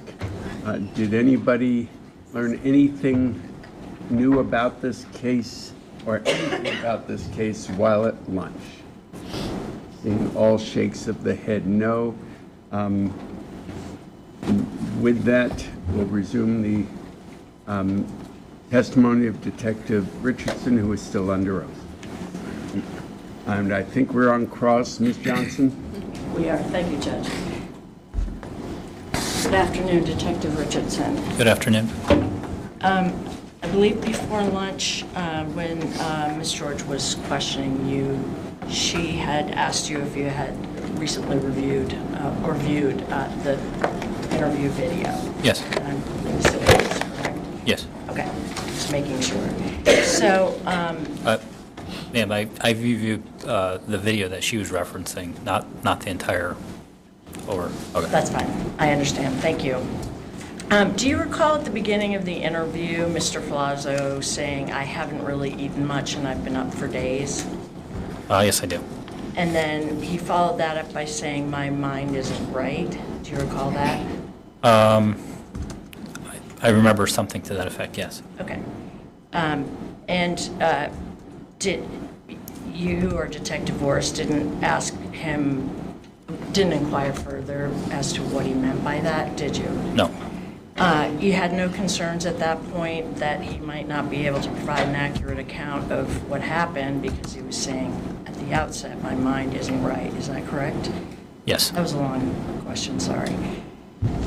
And at various points during the interview, Mr. Ferlazzo stated that he was really tired, correct? I don't know how many times he stated it, but yeah, I know that he stated at least once that he was tired. Fine, thank you. Do you recall about an hour into the interview, roughly, Mr. Ferlazzo said, "I'm just really tired. I don't know what day it is now. I'm not able to have a clear thought." Do you recall that? Not specifically, no, I don't. Okay. Would it help if I showed you the transcript to refresh your recollection? Sure, yes. Okay. So I'm going to show you, oh, I haven't marked it, sorry. They have, it's defendants A.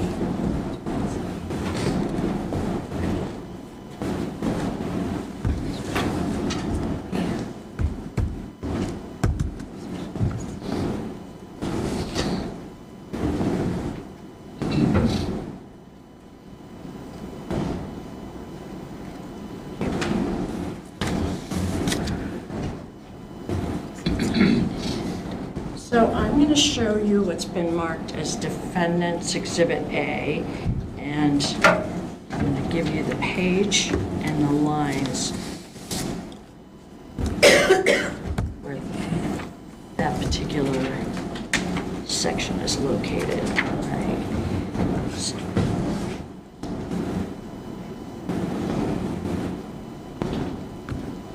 I'm going to show you, this is a transcript of the entire first segment of the interview, and this is page 32, and it's lines 11 through 13, and yeah, that's, take a look at that.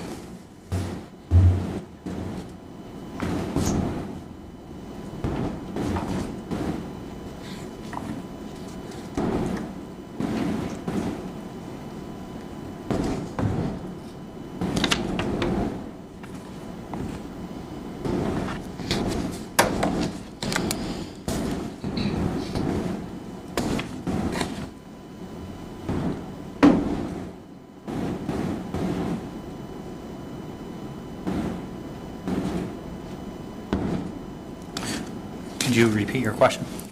I just asked if you recall him saying that at that point in the interview. So. Right, can you reference what he said, what you're asking me? Sure, sorry about that. So I asked you if you recall about an hour into the interview, Mr. Ferlazzo saying, "I'm just really tired." I believe you also referenced something about falling into a hole, and I don't know what day it excuse me, it is now. I'm not able to have a clear thought. Yes. Thank you. And again, looks like there was no concern about resuming the interview, no concern that he wasn't able to provide accurate information. Is that correct? Correct. Do you recall, Joseph, at one point, Mr. Ferlazzo was being asked to provide more details about what happened on Friday and early Saturday, and he said, all I can remember is like a jumble. It was basically like flashes, like if you go to a disco and look up and there's nothing. Yes, I do. Again, that type of jumble and flashes did not concern you as far as the way he was thinking? Excuse me, it didn't, because before and after, he gave other accounts of the way he was feeling and felt at the time, which made sense to me. Okay, thank you. About an hour and 10 minutes into the interview, do you recall Mr. Ferlazzo suddenly putting his head down and suddenly asking for water? I don't. Okay. At that point, you don't recall that you and Detective Boris, when he put his head down and asked for water, both of you did in fact say, okay, we'll get you some water, and then you left. I don't remember that, no. All right. And Detective Truex came in, so I'm guessing on the video at that point, he was hyperventilating and crying. So you did not witness that, is that accurate? No. Okay.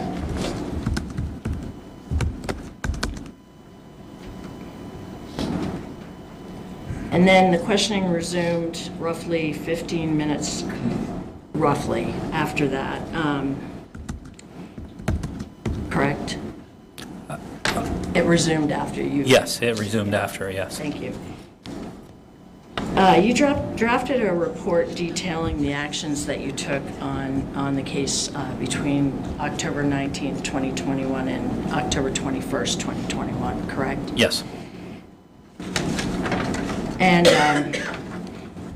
in the report, you stated that the interview of Mr. Ferlazzo on the 19th of October 2021 occurred in multiple segments over several hours in various locations within and outside the barracks, correct? Yes.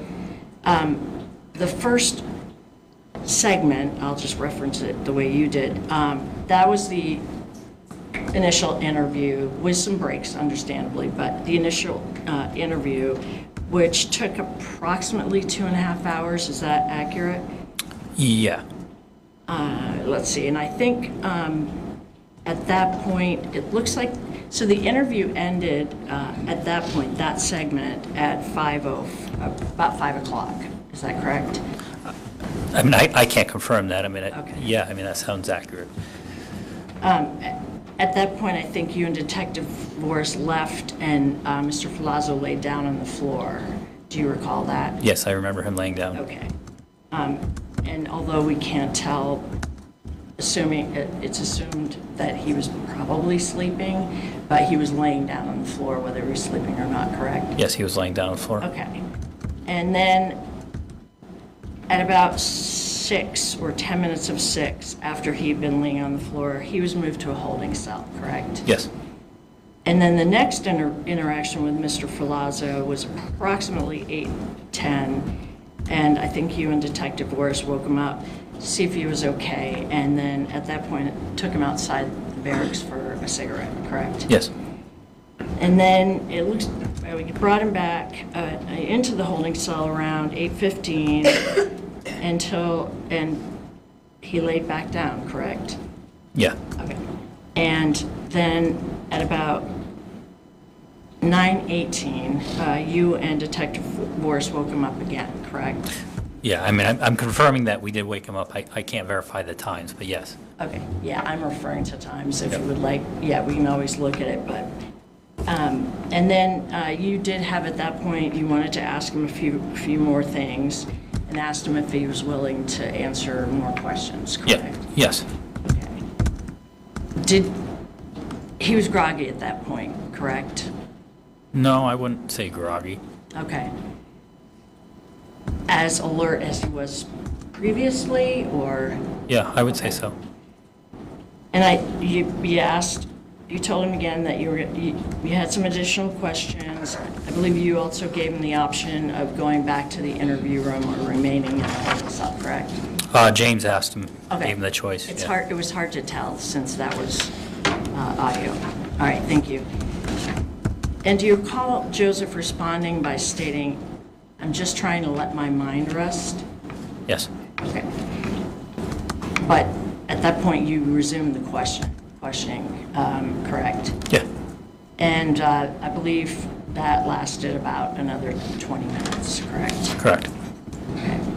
I have no further questions, thank you. No redirect, Judge. Okay, thank you. Thank you, Your Honor. You're all set.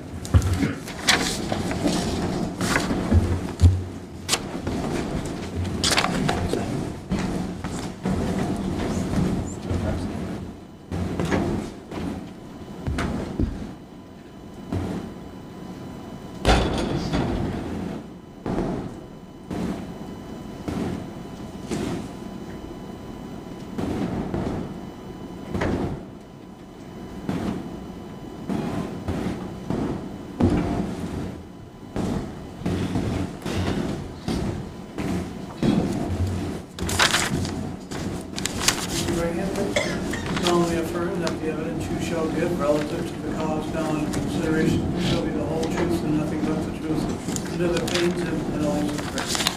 Thank you.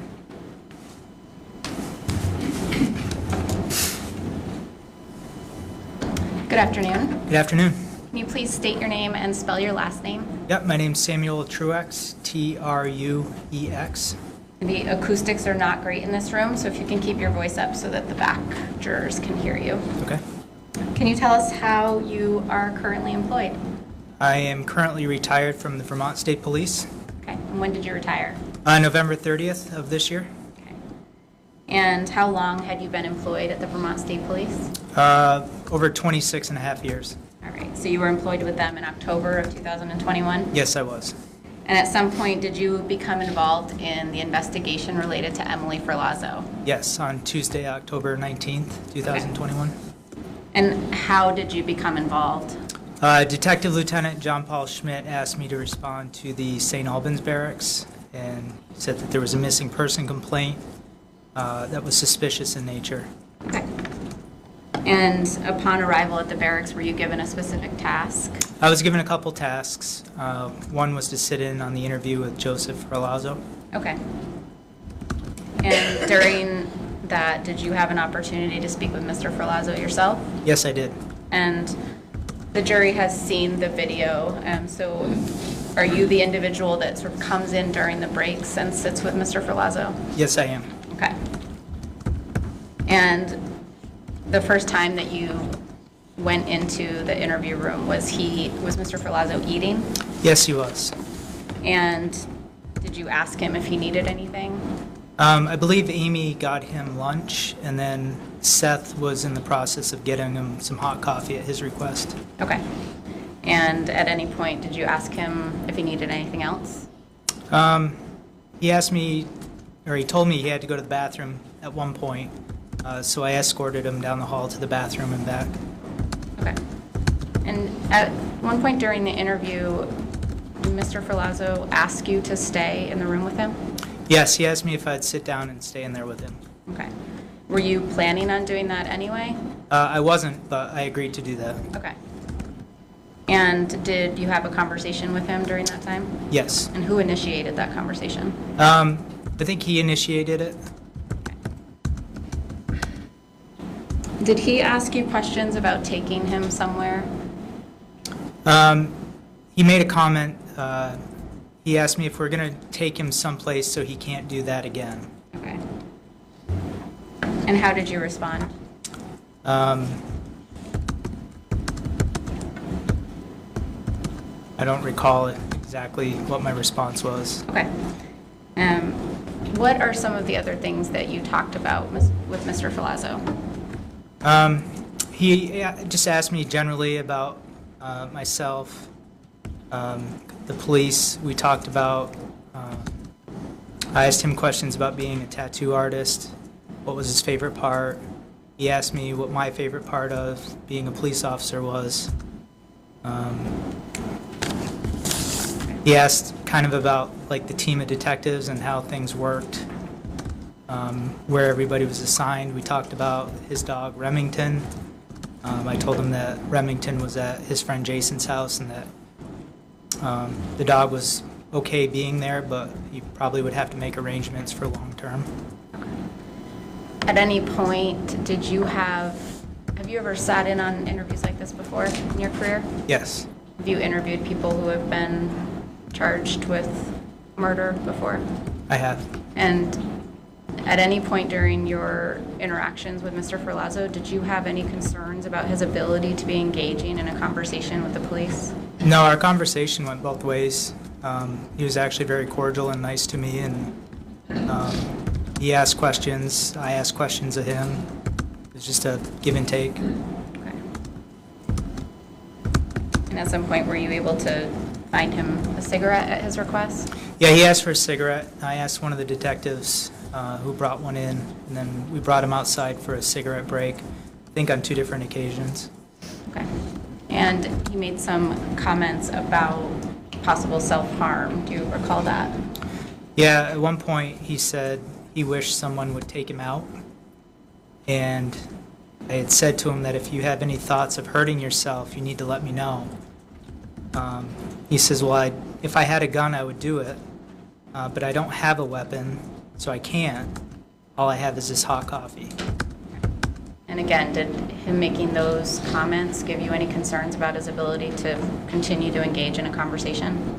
No, I was just concerned for my safety, being in the room with him, and just for his own safety as well. Okay. And when you would leave the room and come back in, did he recall who you were? Yes. Did he recall you by name? Yes. When I left after, well, he was still eating, he just said, "Thank you, Sam," when I stepped out of the room. And when you'd come back in the room, did he recall your name? Yes. Did you ever feel like he wasn't responding to your questions appropriately? No. At any time that he asked for anything, did you get him what he asked for? Or did anytime he asked for food or drinks? Yeah, if he needed food, if he wanted another hot coffee, to use the bathroom, another cigarette, we were very accommodating. Okay, that's all I have. Thank you. Ms. Chance. Thank you, Judge. Good afternoon. Good afternoon. So,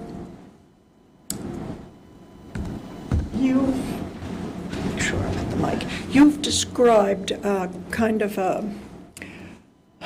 almost like a switch flipping back and forth between engaging in small talk with Mr. Ferlazzo and him expressing concerns about, or him becoming upset. Is that fair to say? Yeah. And both of those occurred during your interactions with him, right? Yes. You do recall him saying at least once that his brains were scrambled, don't you? Yes. And that he was not thinking clearly. You recall that as well? Yeah, he said that he needed to talk to an expert that could help him because of his an expert in scrambled brains. Scrambled brains. Yes. And you responded by saying, yes, we have people you can talk to. Yes. And he never did talk to any kind of mental health person after he was processed, did he? I don't know if he did. But that's what you told him would be available to him, correct? Yes, and I said that we, as in like the state of Vermont corrections, have that access for that, yes. You observed that he, at one point, started hyperventilating, correct? Breathing like this. I know what that is. I was just trying to recall. I haven't seen the video. And you didn't, I'm sorry? I didn't review the video before coming here today. Okay. I don't have access. And you don't have a recollection of being in the room when that happened? I feel like I remember him crying or starting to cry a couple times. Sobbing? Sobbing. Sobbing. Yes. And you said to him, "Are you okay?" right? I did ask him if he was okay, and he told me he was not okay. He was not, that's what he said, "I'm not okay." Yes. And I told him that he's going to have to take it one day at a time, that it's going to take time.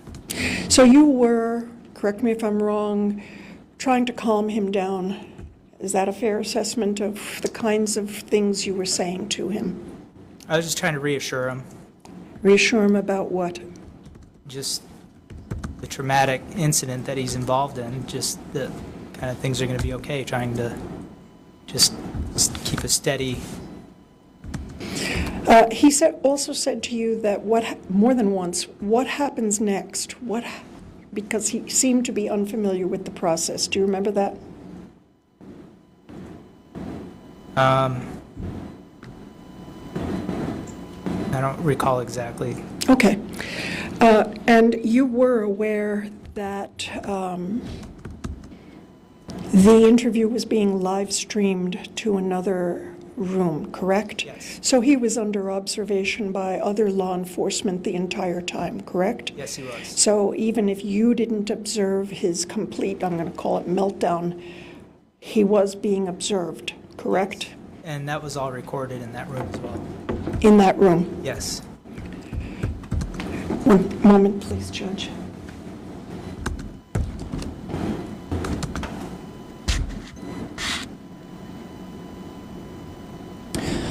Thank you. I don't have any other questions for you. Okay. Any redirect? No, Judge. Thank you. You're all set. All right. The next witness, there may be a number of exhibits, so we have to gather them and discuss them a little bit, but we'll be back with you probably 10 minutes. We'll need to go through them, so we'll excuse you to the jury room again and come back as soon as we can. All rise.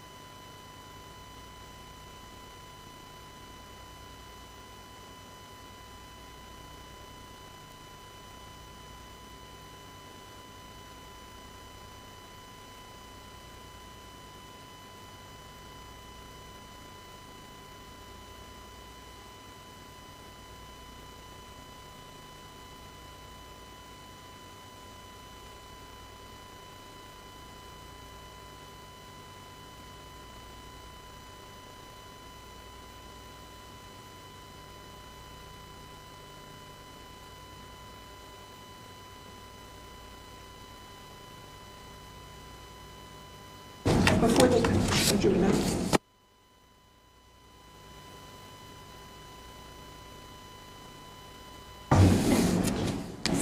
All right, I should be able to deal with this without my computer. How are we doing? We're doing great, Judge. There's no objections to any of the physical evidence, and the state has a lot of photographs. I believe the only objection on any of those is maybe reassessing an objection about the body, the pictures of Mr. Ferlazzo. Right. But I'm sort of hopeful we can just do all of that now, and then we can Sure. just present all the evidence as Sure. stipulated. I mean, Aside from those. now, Ms. Jantz wants to bring that all up again in front of the jury one way or another. Let's get that done. Okay, so which exhibit numbers would you, is the 30s, the ones, or are there some before that that you want to address?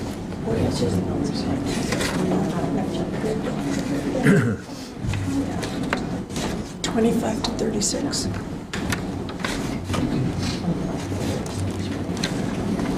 Yeah. 25 to 36. Yeah. Yep.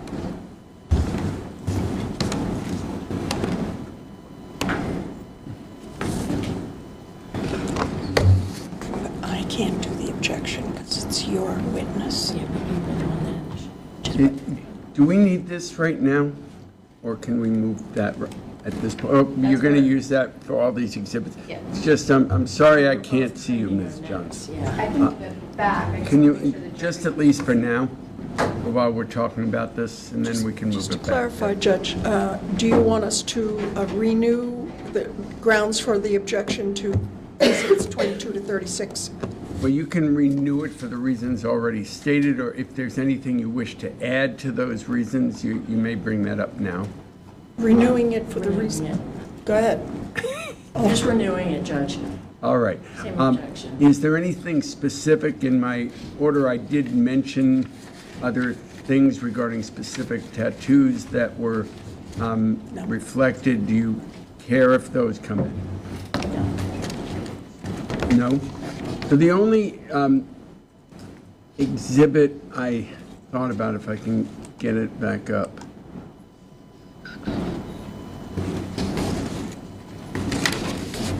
And I don't think, yeah, no, gotta find it.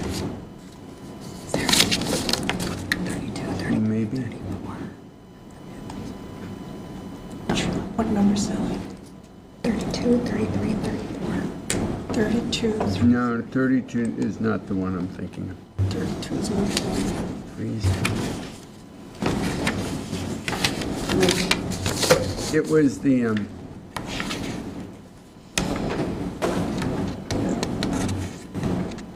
think it's 31. The kind of close-up of the chest and stomach area. It seemed to me another picture got it from a little further back without it being quite so suggestive. And I wondered if we used that one.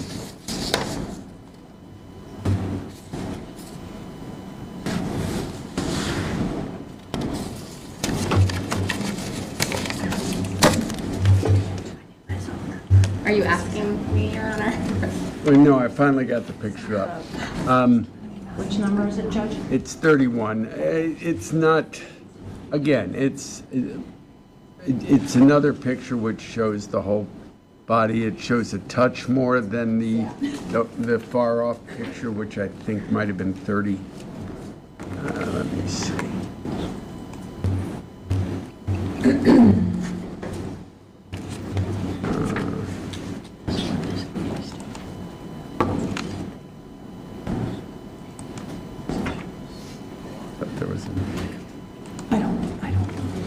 Can I get the pictures for a second? I'm not getting them all on them.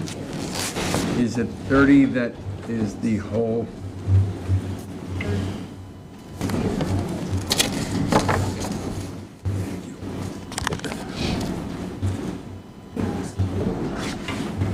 No, it was 29. I thought that captured it. Captured it okay, and I didn't. It's 31 seemed to be, was a close-up of 29. I really don't think any of them, though, are prejudicial in the sense of unfairly prejudicial that 403 speaks of. They're just pictures of his body. Judge, the reason I specifically also picked that one is because during the interview, he's pointing to that particular area and indicating that he might have an injury there. So that was a specific choice made so that the jury has a closer up view of that area. I'm going to allow them then, for the reasons already indicated in my order. If Your Honor would note my objection, our original objection. We have in mind your original objection. My understanding, though, is there's nothing specific to any of the tattoos that are reflected on the pictures that's problematic. That's correct.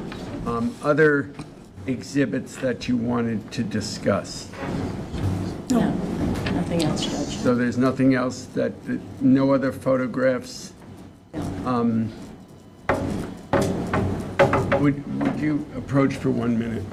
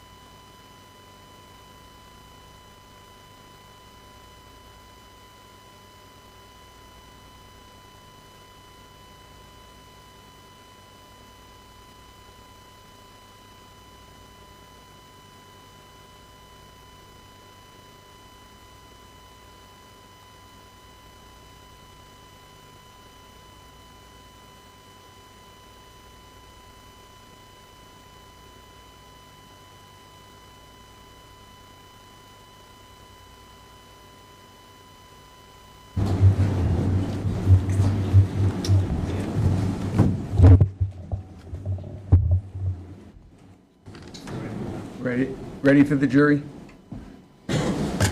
Yes, Judge. Okay, let's bring them in.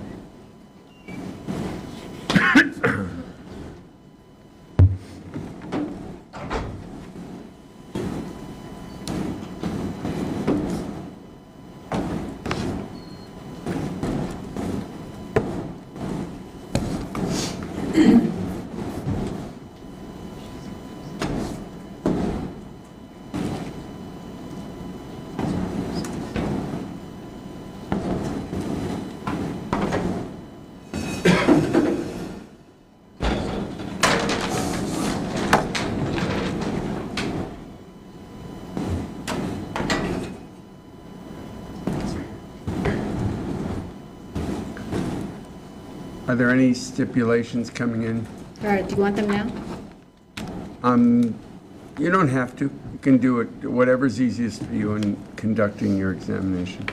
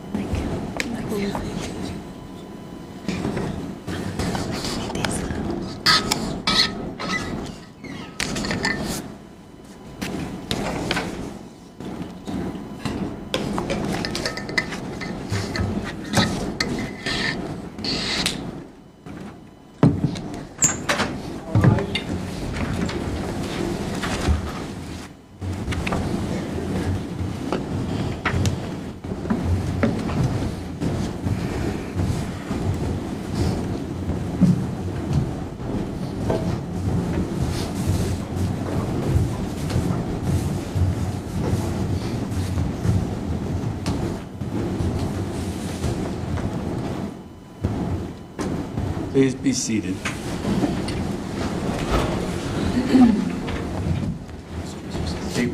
We're back in the record in State versus Joseph Ferlazzo Jr., 21 CR 8967. The parties have had an opportunity to meet and discuss various exhibits, and I think we're ready to proceed. Ms. George. Thank you, Judge. The state would call Amy Nolan.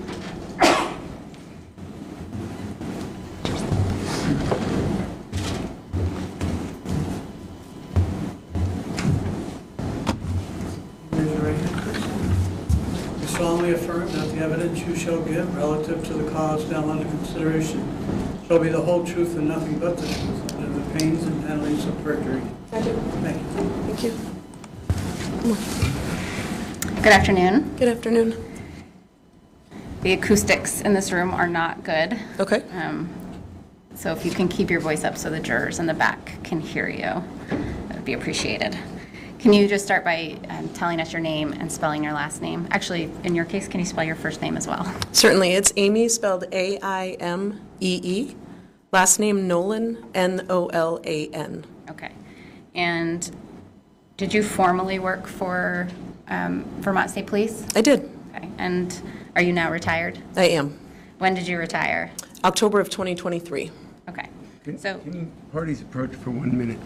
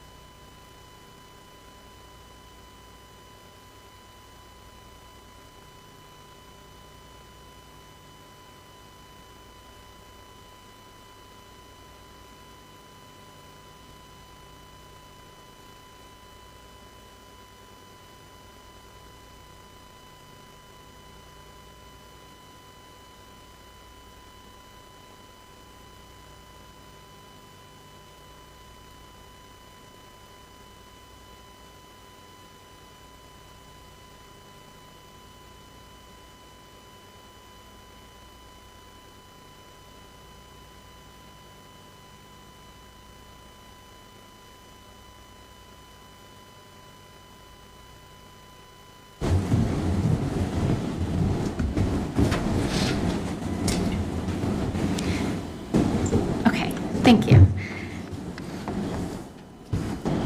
You were employed with the Vermont State Police in October of 2021? Correct. Okay. And what was your rank at the time? Detective Sergeant.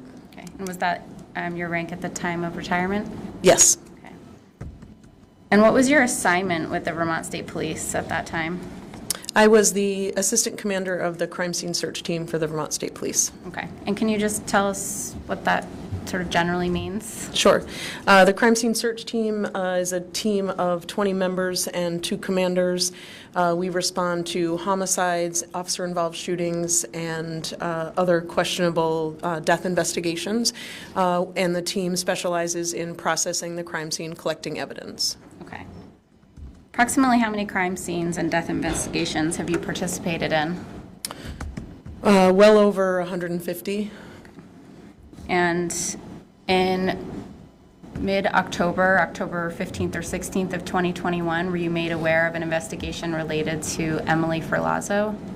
I was not notified until the morning of October 19th. Okay.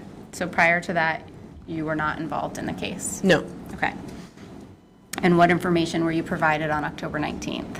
I received a call from the Major Crimes Unit Supervisor. One of the lieutenants advised that there was a new case, requesting my presence at the St. Albans Barracks for a briefing later that morning. Okay.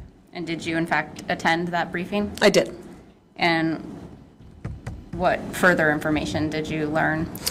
Excuse me, at that point I learned that the state police was notified the prior day of a missing person, Emily Ferlazzo, that there were some suspicious circumstances surrounding that, that Mr. Ferlazzo, Emily's husband, had told a friend that he had killed her, and that the state police had seized a camper van as well as a Jeep that belonged to Mr. Ferlazzo. Okay. And so what was your sort of plan or task for the day? Initially, there was a lot of waiting around, learning new information as it was found. The search warrant was being worked on to be able to search the van and the Jeep. So I took it upon myself to sort of scour the internet, social media pages for both Emily and Joseph Ferlazzo, trying to find acquaintances that we might be able to interview, seeing if anyone had posted any comments or anything we could learn about Emily's potential whereabouts. Okay. And at some point, did you take a break to go get food? I had had lunch, but to be honest, I'd had enough coffee that morning, so I decided to go to the store, knowing it was going to be a late night. I wanted an energy drink and some snacks for the team once they got there. So I believe it was around 2 in the afternoon. I did leave the barracks and go to a local convenience store. Okay. And what was that convenience store called? Maple Fields. Okay. And that was in St. Albans? Yes. Right. And who did you go there with? One of the other team members that had arrived at the barracks, Brandon Gallant. Okay. And who drove? I did. What did you drive? What vehicle did you drive? I drove my state-issued cruiser, if you will. Okay. And can you describe that vehicle? Sure. It's an F-150 truck with an extra cab and an extended bed on it, so it's a rather large vehicle. Okay. How many seats are in the vehicle? Technically, seating for 6. It was a bench seat in the front and a bench seat in the back. But my back seat was full of equipment, and then in the front seat, I usually kept the center console folded down for like a drink holder, things like that. So most comfortably 2, impossibly 3. Okay. And is there a secure area of this vehicle like many police cruisers? No. Okay. So the entire inside of it is accessible? Open, correct. Okay. Does it have any sort of Vermont State Police insignia on it? No, completely unmarked. What were you wearing that day? I was wearing my crime scene uniform, which is a pair of cargo style, I'd say tan pants, a green polo shirt with the state police emblem, and it said CSST on it, but that was covered with a plain black fleece, so I didn't have any obvious markings of the state police on my person that day. You weren't wearing a state trooper uniform that we've all No, seen? I was not. Okay. How far away is the Maples Fields from the St. Albans Barracks? It's approximately a mile down the road. Okay. So can you tell the jury what happened when you pulled into the Maple Fields? Sure. Due to the size of the truck, it wasn't practical to park in sort of a normal parking spot, if you will. The back end of the vehicle would stick out several feet. So I often chose to park, not in a parking spot, along a parking lot edge or something like that. So as I pulled in to the entrance to the store, I had my eye on a spot where I wanted to park sort of parallel to the road. Well away from parking spots. I noticed a male was just sort of nonchalantly walking right where I wanted to park. So I was, I can't remember if I muttered it or if I just thought under my breath, like, oh my gosh, hurry up, that's where I want to park. So I sort of slowly, crawled behind the person until they diagonally cut across and went into the store. Okay. And so once you entered the store, where did you immediately go? Right to the back of the store where the coolers are located. That's where the energy drinks were. Okay. And as you're walking towards the back of the store, did you notice anything? I noticed that same male. I had sort of given him a nickname in my head of Hoodie because he was wearing his hood up. It was chilly that morning. And I noticed that same male that I had waited to move out of my way so I could park was also at the coolers. He had walked right to the back of the store as well. Okay. And what was he doing? He was getting a drink out of the cooler and sort of stepping back from the cooler at that time. Did you recognize the male? When he closed the door to the cooler and he turned around and we made eye contact, I was like, wait, I know this person. In that moment, I couldn't figure out where or why. My brain was still trying to catch up with me. But I knew I recognized him. Okay. And did you ultimately determine how you recognized him? Yeah, so he walked to the right and then turned to walk up to one of the aisles towards the front of the store, and he turned and looked at me again. And we locked eyes again, and at that point, I recognized that it was Joseph Ferlazzo. Okay. And how did you recognize him? What have you seen? So I had spent, like I said, a lot of that morning sort of scouring through social media. I had seen dozens of pictures of Mr. Ferlazzo as well as Emily. And then also our public information officer for the state police was at the barracks that morning. He was preparing a press release that he was getting ready to put out with photos, which included Mr. Ferlazzo. And he had asked me to proofread that for him just before I went to the store. So it was like another look at Mr. Ferlazzo's face right before I left. Okay. And where did that mail go? Up to the front of the store to the cash register area. Okay. And so what was the next thing you did with that information? I told Brandon that's Joseph Ferlazzo. He's heading out of the store. I'm going to follow him. Okay. And are you aware that this interaction with Mr. Ferlazzo was recorded? Yes. Okay. And how was it recorded? Through the Maple Fields surveillance video system. Okay. And have you reviewed those? I have seen those videos, yes. Judge, I have a stipulation for the court. States 120, stipulation number 5. So I was told my voice was not quite loud enough last time, perhaps for some of you, so I'm going to read a little louder this time. Stipulation number 5. Members of the jury, the state and defendant Joseph Ferlazzo have agreed that you may find certain facts. This is called a stipulation. A member of the Vermont State Police collected surveillance video from the Maple Fields gas station in St. Albans, Vermont, from October 19, 2021. That surveillance video was added to the case file and reviewed by Detective Sergeant Amy Nolan. The authenticity of the surveillance video is not being challenged. Chain of custody of the surveillance video is also not being challenged. As with any evidence in this trial, you must decide what weight you will give this stipulation. And that's Exhibit States 120, and no objection to that being admitted. No objection. Admitted without objection.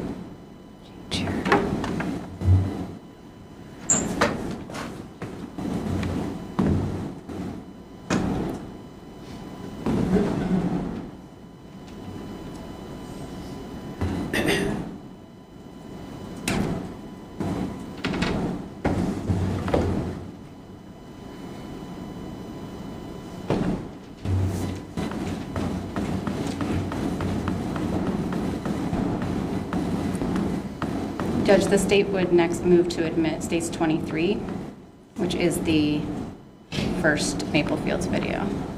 No objection. Okay, States 23 is admitted without objection. I don't think that was heard. Go back here. States 23 is admitted without objection. Thank you, Judge. Sorry about that.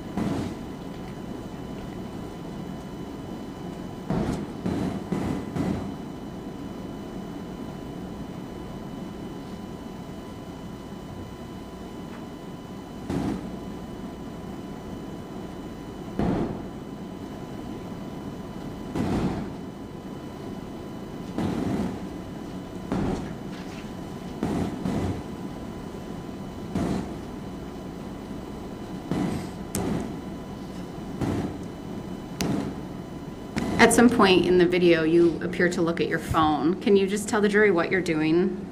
Yes, I feel like my body language is pretty clear at the moment that I recognize him, and I turn back around, I take my phone out, I say something to the trooper I was with, and I take my phone out because I'm looking for that press release to show the picture to Brandon and to sort of confirm my suspicions that it was Joseph Ferlazzo. Okay.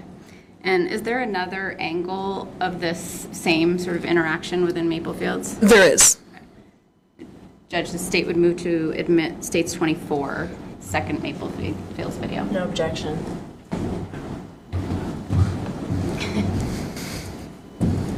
States 24 is admitted without objection.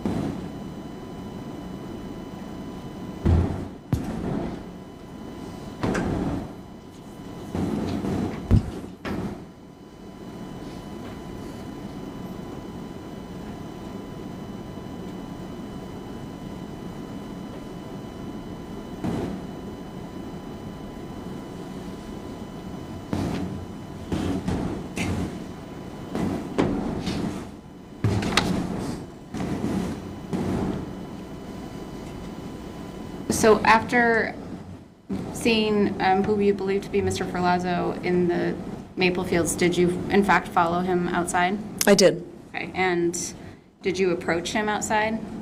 I followed behind him. He was walking along the front of the store. Okay, and what did you do? What was your interaction? I said, Joseph, Okay. and the male kept walking, no acknowledgement. So then I said something to the effect of, hey, state police, can you stop for a second? I just need to talk to you. Okay, and did the male stop? He did. Okay. And what did you do? Once the individual stopped, did they stop and actually turn around to face you and interact with you? He did turn around and then took a very long, almost exaggerated drink of his energy drink, just looking at me, sort of the proverbial deer in the headlight look.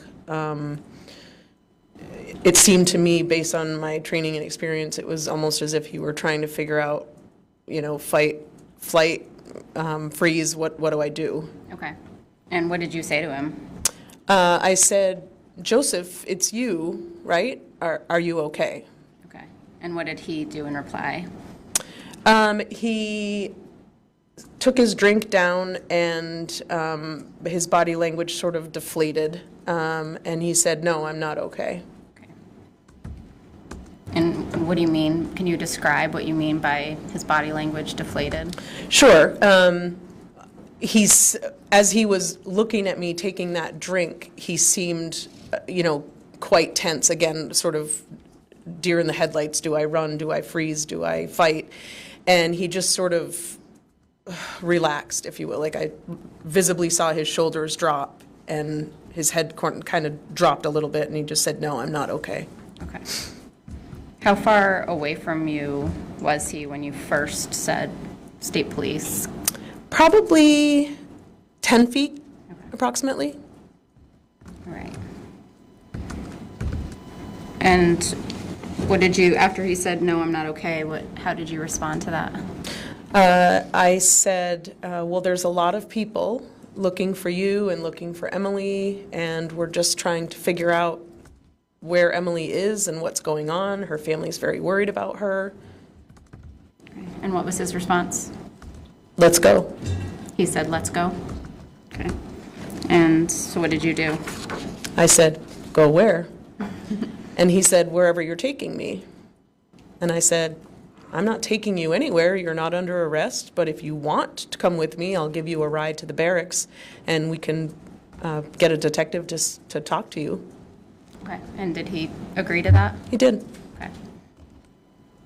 And did you bring him in your vehicle? We started to walk back across the parking lot towards my truck, yes, and stopped about halfway across the parking lot. Okay. And why did you stop halfway across? There was a moment where I thought Mr. Ferlazzo might pass out. He seemed a little unsteady on his feet. I said, you're okay. I asked his permission. I said, if it's okay, I want to just put my hand on your shoulder. And I did. And I said, I got you. I said, you're okay. I'll get you to the barracks and you can talk to somebody. Okay. Did he make any statements or respond to that in any particular way? Okay. And so did you bring him back to the barracks? I did. The other thing that we did sort of in that halfway point was I asked him and explained before I could give him a ride. It was our sort of protocol that we had to pat somebody down for weapons before I could allow him in my cruiser with me, and also because I don't have a typical cruiser with what they call the cage in the back to separate the officer from a person that they've picked up for some reason. So he said that was fine. He indicated he had no weapon, so I patted him down real quick, and then I got into the driver's seat, and Brandon walked him across to the passenger seat. Okay. Did Brandon also get in the car? He did not. Okay. Was that because there wasn't any room? Yeah, I told him I would come back and pick him up. Okay. I didn't think we needed to sit 3 across the front seat. Okay. So it was just you and Mr. Ferlazzo in the ride back to the barracks? Correct. And did you speak to him during that time about Emily? Not about Emily. I asked him, like I said, it was cold that day. I asked him, are you cold? He said he was. I turned the heat up. I said, have you been out all night? Based on the interactions that I knew had occurred the night before, he said he had. I asked him if he, was thirsty, if he was hungry. He said he was. And so, again, I told him, I turned the heat up and I told him I would get him something to eat once we got back to the barracks. Okay. How long were you in the truck with Mr. Ferlazzo? Less than 5 minutes, probably. Right. Did you see anything on the way to the barracks that sparked a conversation? Yes, there was. So at one point in the video, as I start to walk towards the front of the store, I turned to Brandon and I told him to call dispatch to let them know what was happening. So that message had gotten relayed, and there was a trooper coming to the store, lights and sirens. Okay. And did Mr. Ferlazzo say anything related to that? He didn't. I sort of chuckled and said, I think they're looking for us. I said, but we're good, right? And we continued on, and I placed a call to my lieutenant at that time. And could Mr. Ferlazzo hear that conversation with your lieutenant? Yes. Okay. Did you make any other calls during that time? I also, actually, let me back up. Before calling my lieutenant, I got on the radio to dispatch, and I clarified, I am in the truck with Mr. Ferlazzo. All units can stand down. I'm headed to the barracks. Do you have a recollection of what time you arrived at the barracks? I would say it was probably, if this interaction was around 2, as I remember, I would say probably 2:15. Okay. Approximately. And when you arrived at the barracks, where did you park? I drove around to the back side of the barracks, into the gated parking area of the barracks. Okay. And did Joseph get out of the car? I can't remember. I think I walked around to his side of the truck and opened the door for him, if I recall correctly. Okay. And did you ultimately get him into the police barracks? Yes, the station commander of the barracks was outside waiting for us, and together we walked inside the building, yes. Okay. And did he still have the drink that he'd bought at Maple Fields? At that point, I believe he did, yes. But did you had said earlier you told him you would get him some food and drinks. Did you do that? Eventually, yes. After a short period of waiting for an interview and a detective to be ready for Mr. Ferlazzo, as this was obviously not planned, I returned back to the store and got a sandwich and some chips. Okay. At any point in your interactions with Mr. Ferlazzo, did you ask him any questions about Emily? I did not. Okay. And is the person that you identified in Maple Fields as Mr. Ferlazzo and brought back to the barracks, is he in the courtroom today? He is. Can you just describe to the jury what he's wearing? Certainly. He's sitting at the defendant's table wearing tan pants, a light gray shirt, and a black tie. Okay. The state would request that the record reflect that's Mr. Ferlazzo. So directed. Is it your understanding that he was then interviewed by Detective Sergeant Voris? Yes. Okay. And were you told at some point after what he indicated had happened to Emily? In stages, yes. Okay. And so did you become involved in this case in a sort of different capacity at some point? Certainly. What I was there for initially, and that was in the role of crime scene search team. Okay. What was the first thing you did related to that role? Based on Mr. Ferlazzo's statement, where there had been an altercation, my first assignment, if you will, was to photograph Mr. Ferlazzo to see if we could detect any marks, bruises, scratches, anything like that. Okay.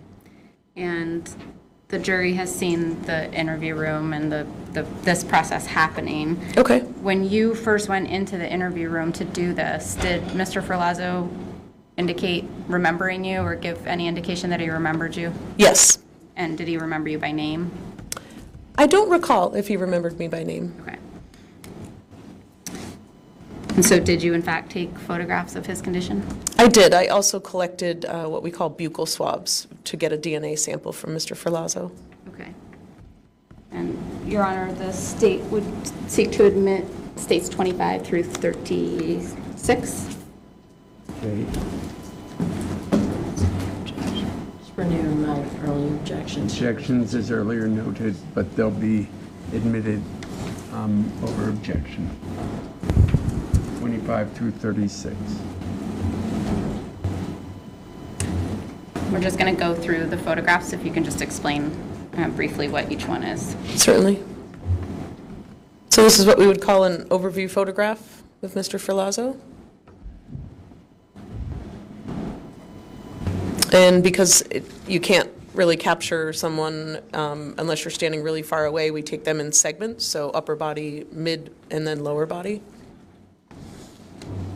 Mr. Ferlazzo's hands, front and back. This is Mr. Ferlazzo's upper body.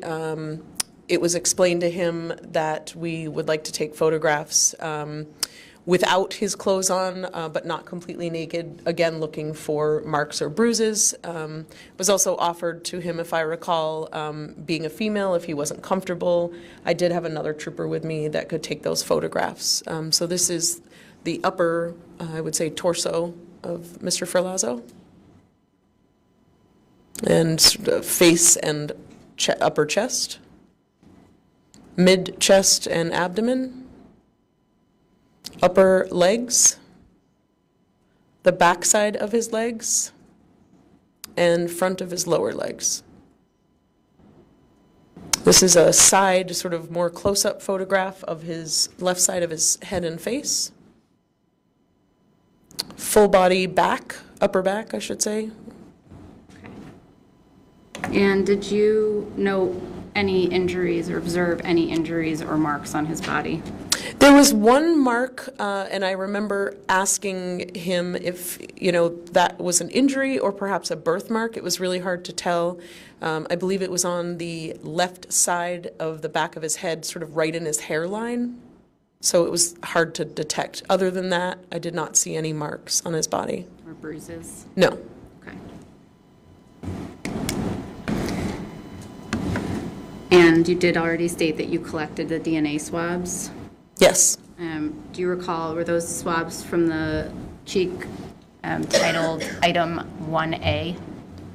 Yes. Or 1? And were they brought to the lab for testing? They were. Okay. Did you also supervise the collection of evidence from the van in question? I did. And have you reviewed all of the photographs taken of the van? I have. Right. Judge, the state first has a stipulation. Number 6, states 121. Yep.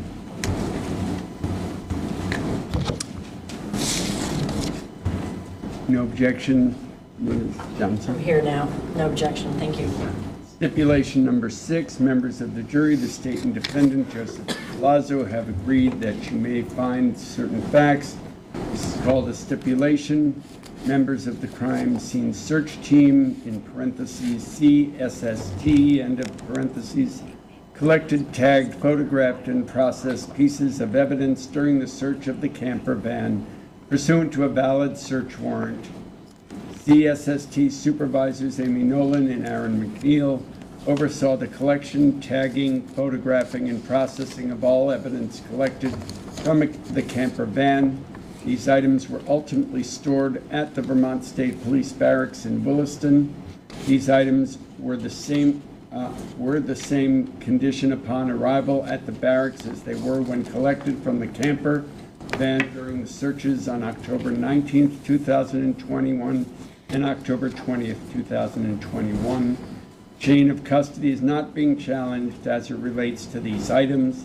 As with any evidence, in this trial, you must decide what weight you will give this stipulation.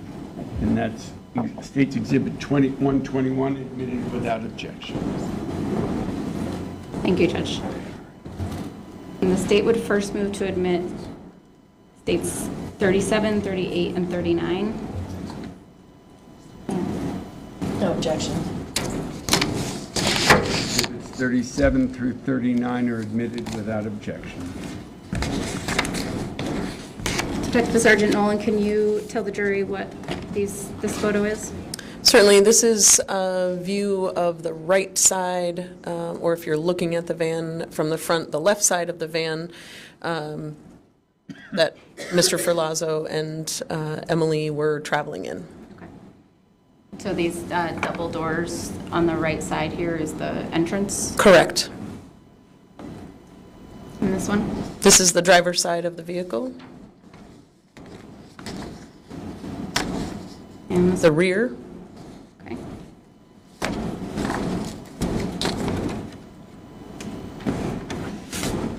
Judge, the state would next move for states 40 through 75.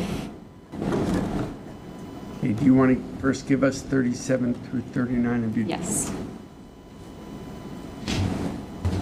I'll take them first.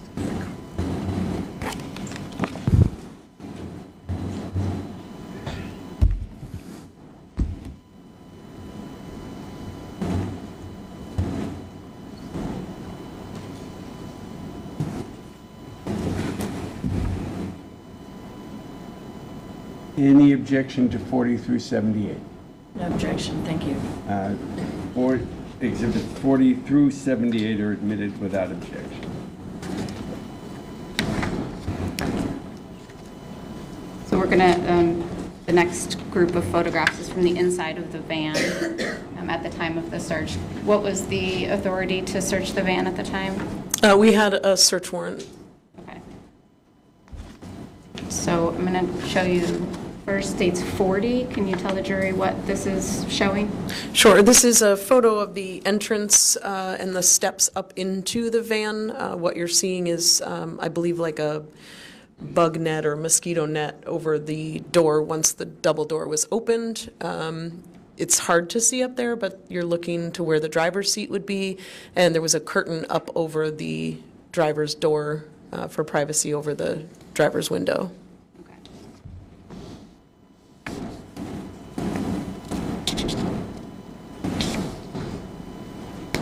Can you describe for the jury what this photo is of? This is the bathroom of the van with several black household garbage bags on the floor of the shower. States 42. Another view of the bathroom from a little further away.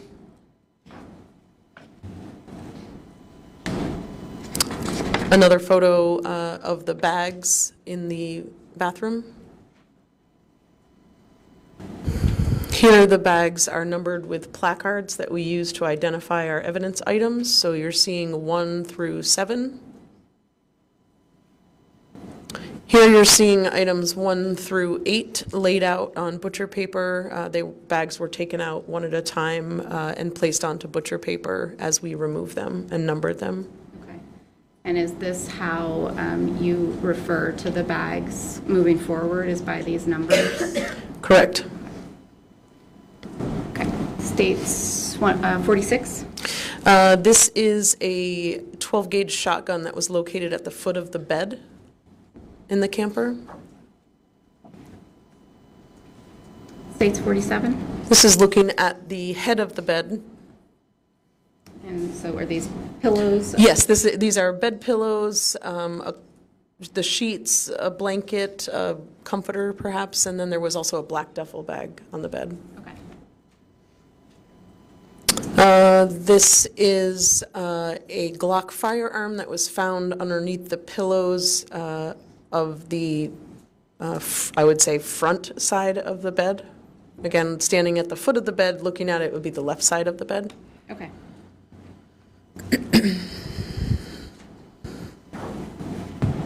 A more close-up image showing the Glock firearm. Okay. And it's the 11 next door, next to it mean that it was labeled item 11? Correct, evidence item number 11. Okay. And was there a magazine in this firearm? There was.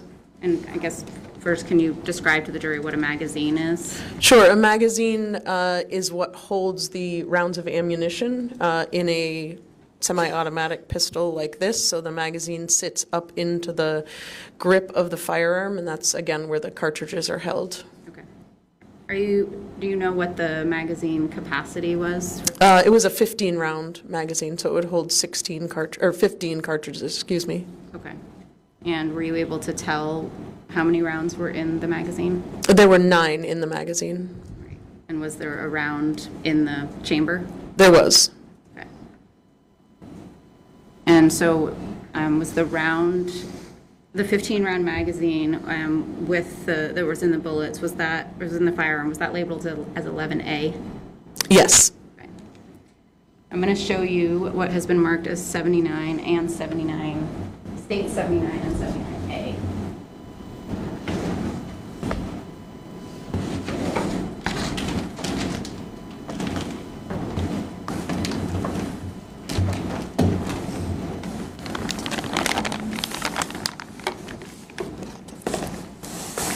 Are you familiar with what each of these is? Yes. Okay. Can you just describe to the jury what each one is? Yes. State 79, which is marked in our evidence system as number 48, is the Glock firearm shown in the pictures that was found under the pillows of the bed. And State 79A, which is marked item number 53 in our evidence system, is the magazine and the cartridges that were included in the magazine and the one in the chamber.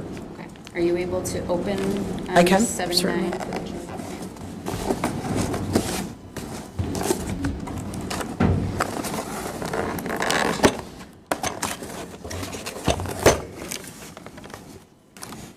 Okay. Yeah, if you can just show it to them.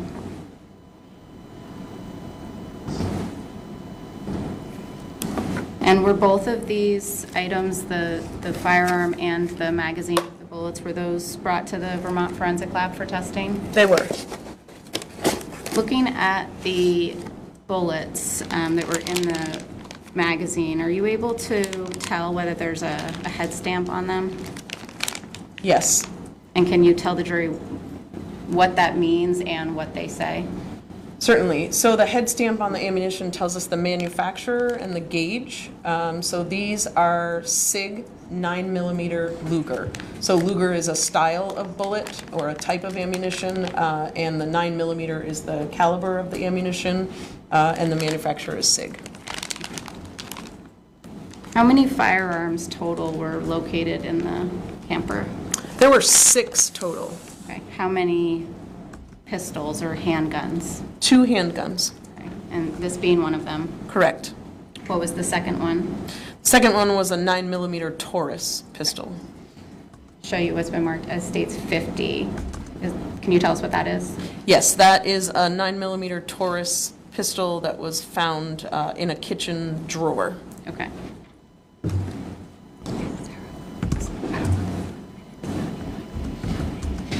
Oh, I'm sorry, Judge. The state would move to admit 79 and 79A. Any objection? No objection. They're admitted without Thank you. objection. Where should I put them, Your Honor?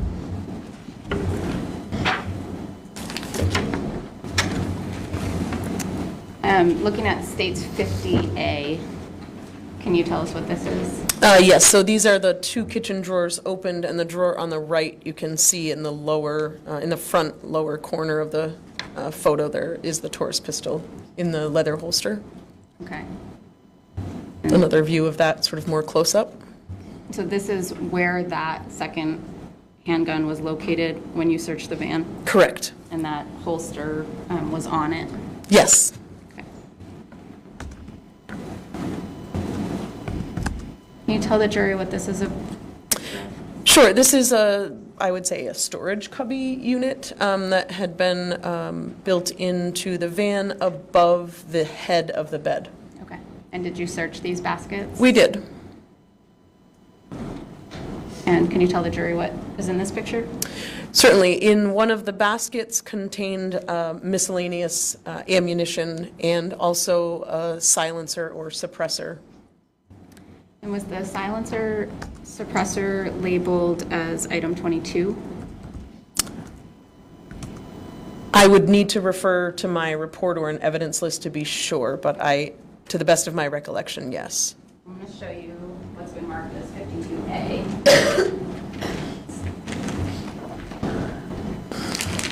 And would move to admit 52A, Judge, based on no objections.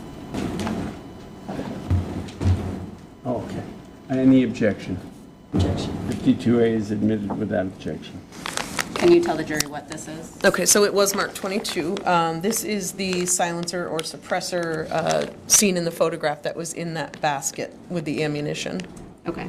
And did you know, was the silencer sent to the lab for testing? It was. Okay.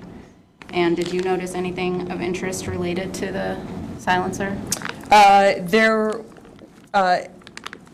The items as they were collected were brought onto the command post where we have better lighting and a controlled environment to take better photographs.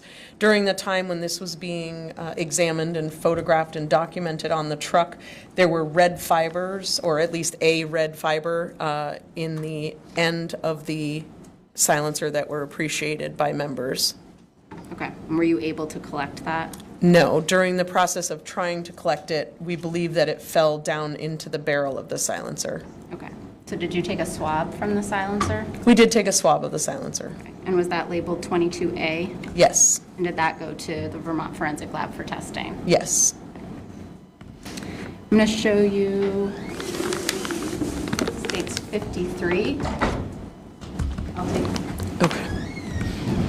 Thank you. Can you tell the jury what's in this photo? This is just in front of, so the bed made up the entire back of the camper, the rear of the camper. So just in front of that, looking down the camper on the left-hand side was like a couch area, if you will, two small chair type things. There was a space in between, so it's more of a chair than a couch, I guess, a seating area. In States 54? This is a photo from the kitchen area, again, looking to the back of the van, showing the bed. Okay. States 55?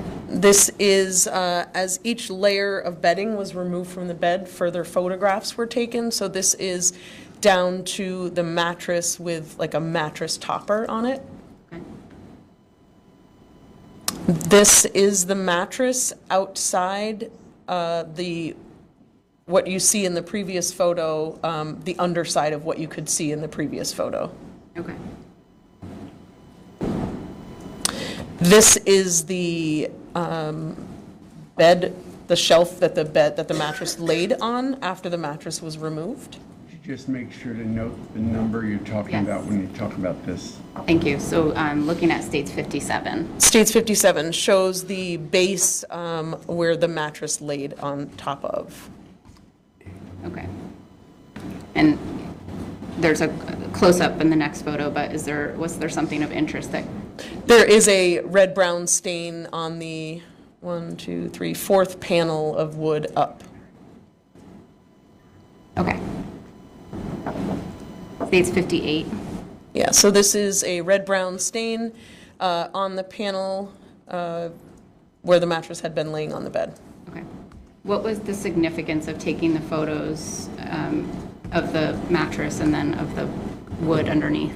So when we brought the mattress outside of the van and took photographs of both sides, it was pretty clear that a bleeding event happened on what ended up being the underside of the mattress, the way we found it, right? On the left-hand side, so the side closest to the inside of the camper, there was a significant blood stain there. While that stain was still wet, the mattress was then flipped, so the stain is more on the right side or the back side, towards the back of the camper. Okay. And did you collect any swabs from the mattress?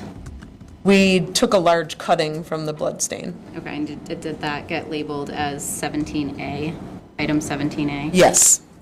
And did that get sent to the lab for testing? It did.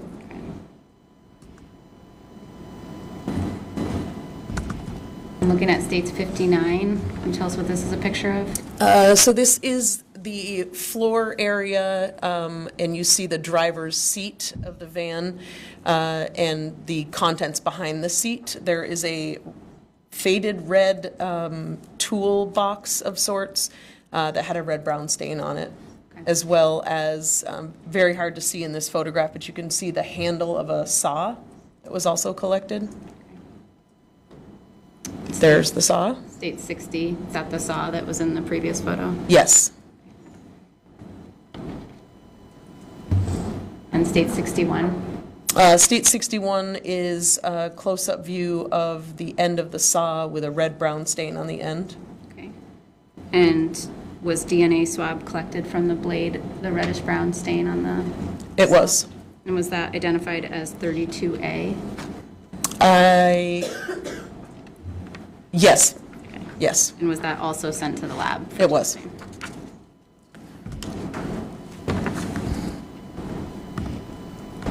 Tell us what this is a photograph of. This is a photo of a garbage can on top of a, I'm not sure if it was a shelf or a refrigerator. That's State 62 and State 63. Inside the garbage can is this bottle, which when it was removed is a bottle of bleach. State 64. The bleach bottle. And State 65. This is the floor of the shower after the 8 bags were removed from the shower. There are red-brown stains on the floor of the shower. Okay, and was a swab collected from the tub drain? It was. Was that labeled as item 36? No, I believe those are 33. The swab was also 33? I believe so. If I could, I'd need to refer to my report to be sure. I believe 36 was a different swab of red-brown stains. Okay. I'm gonna, just to be sure. Yes, thank you. You wrote several reports in this case. Would this be the van and processing report? Yes, please. Okay. So I'm gonna show you what's been marked as State 107. Thank you. Just refresh your recollection. Thank you so much.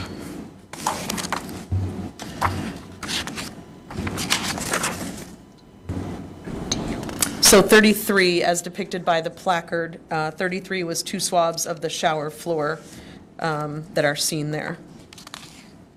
Okay, thank you so much. Yes. I'm gonna just go back to the bleach bottle for 1 minute.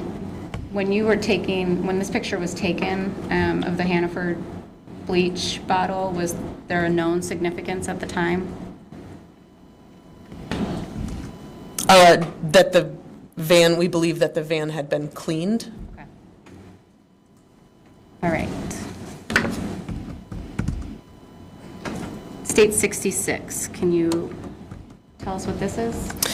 This is a not very clear photograph of the contents in what would be the passenger side floor area. There's various items there, but the item of significance to us was the Swiffer wet jet mop. Okay. And State 67? Yes, this is a photo once the mop was removed out of that area. State 68? 60 shows the bottom side of the Swiffer pad that is dirty with some red-brown stains as well. And State 69?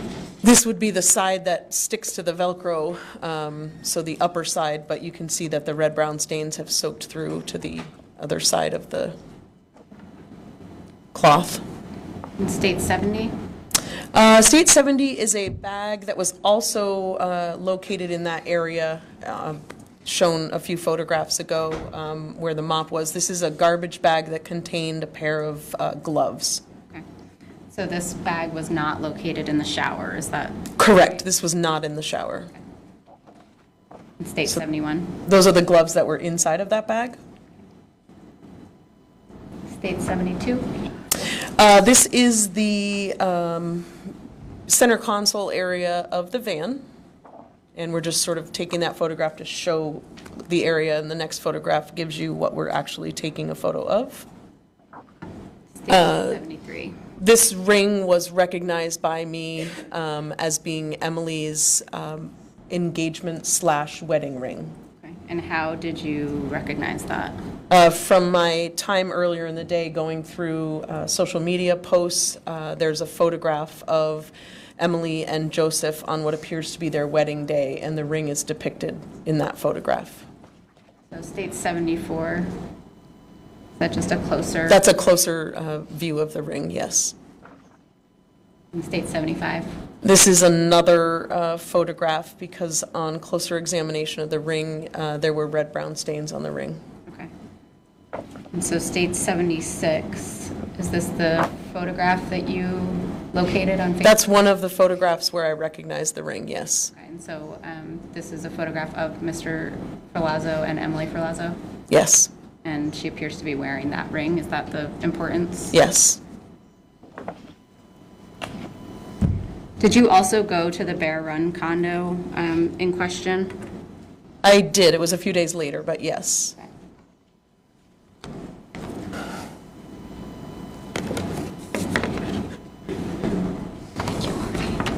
Oh, I think I already admitted them, so I'm gonna go. All right. State 77, can you tell us what this is?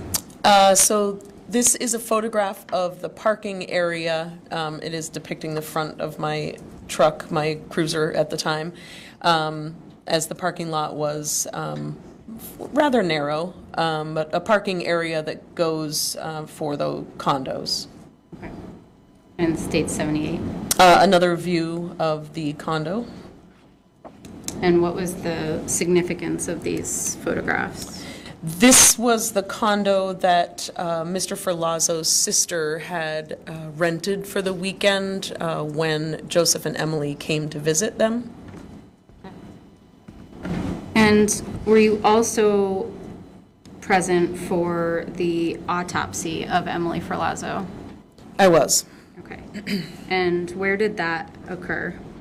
At the Office of the Chief Medical Examiner here in Burlington. And do you recall when that occurred? That occurred on the 20th of October, 2021. Your Honor, if I may approach with states 122, which is the stipulation number 7.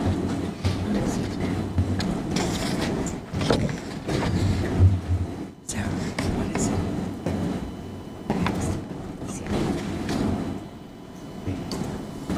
Any objection to stipulation number 7? And 122 would be the state exhibit number.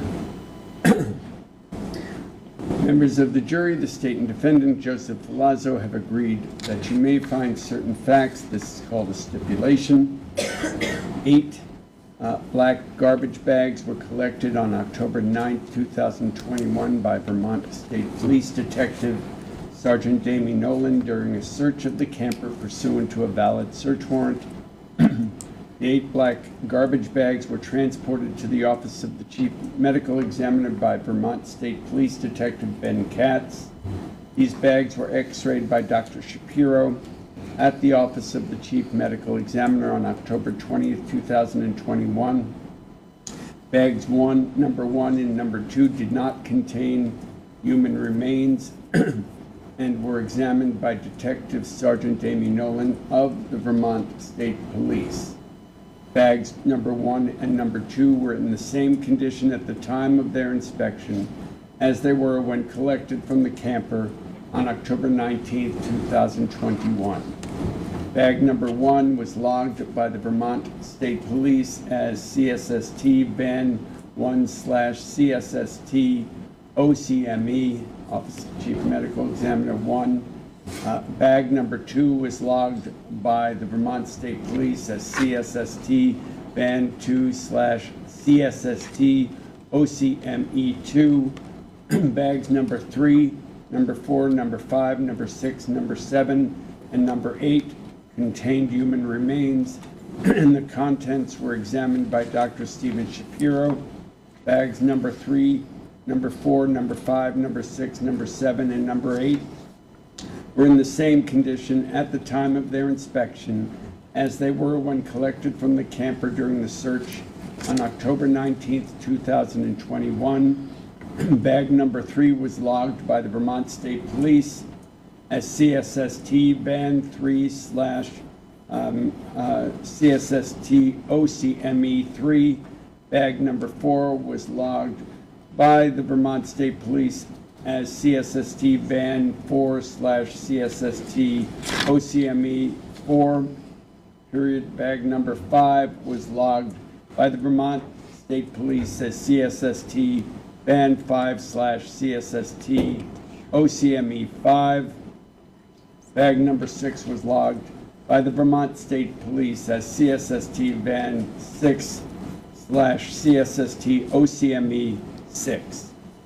Bags number 7 was logged by the Vermont State Police as CSST Van 7 CSST OCME 7. Bag number 8 was logged by the Vermont State Police as CSST Van 8 CSST OCME 8. Chain of custody of these items is not being challenged. As with any evidence in this trial, you must decide what weight you will give this stipulation. And 122 is the exhibit number. Thank you, Judge. And the state would move to admit photographs 81 through 91. Any objection? 81 through 91 are admitted without objection.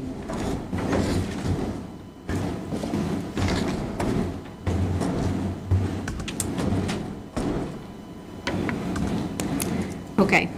So you said that the autopsy of Ms. Ferlazzo occurred on October 20th of 2021? That's correct. What was the first thing that you did in the autopsy? All of the bags were placed into a transport bag. And the first thing that was done was that bag was documented and then opened. And then each bag was x-rayed. Okay. What did you discover in the first bag? In the first bag was a red throw pillow. And for the record, I'm showing you what's been marked as States 81. Yes. The pillow, as you can clearly see, appeared to have 2 bullet defects in it.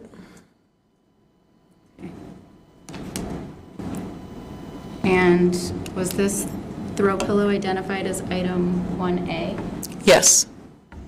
I'm going to show you what's been marked as States 80, and Judge will take admission as States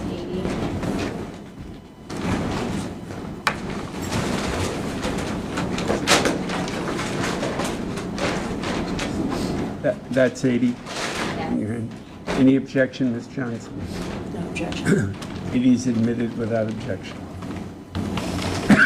Can you just describe for the jury what this is and the significance? So this is the red throw pillow seen in the picture, along with the original packaging that it came in.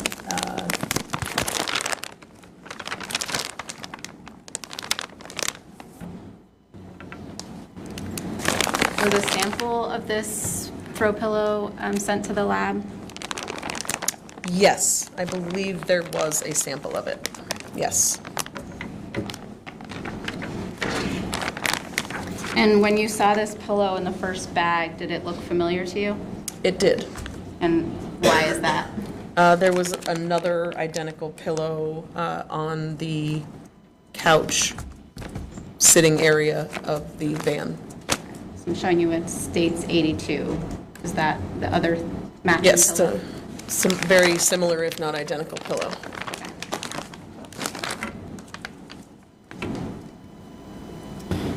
And what did you discover in the second garbage bag? There was a bed pillow, which had a gray pillowcase on it. In between the pillowcase and the pillow was a projectile. And there was also a gray sheet, a fleece sheet in the bag. Showing you what's marked as States 83. So this is the gray pillowcase with the projectile on the pillowcase. Okay. And was this projectile labeled as item 2A? I would need to refer to my autopsy report if possible. Would it also likely be on the evidence? It would, tag? yes. I'm going to show you what's been marked as States 108 for your recollection. Thank you. Your autopsy report. But I'm also going to just show you what's been marked as 83A. Okay. Yes, 2A. So that is the projectile that was located between the pillow and the pillowcase? Correct. Move to admit States 83A. Ms. Johnson, any objection to 83A? No. 83A is admitted without objection. And in States 84, can you tell the jury what this is? This is a projectile that was located within the actual pillow, not the red pillow, the other pillow that was in the bag. Like a bed pillow? A bed pillow, yes. And was that projectile labeled as item 2B? Or 2B, I should say. 2B.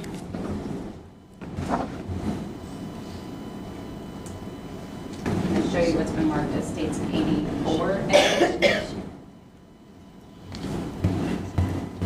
Ms. George, you need a pillow. Yes, 2B.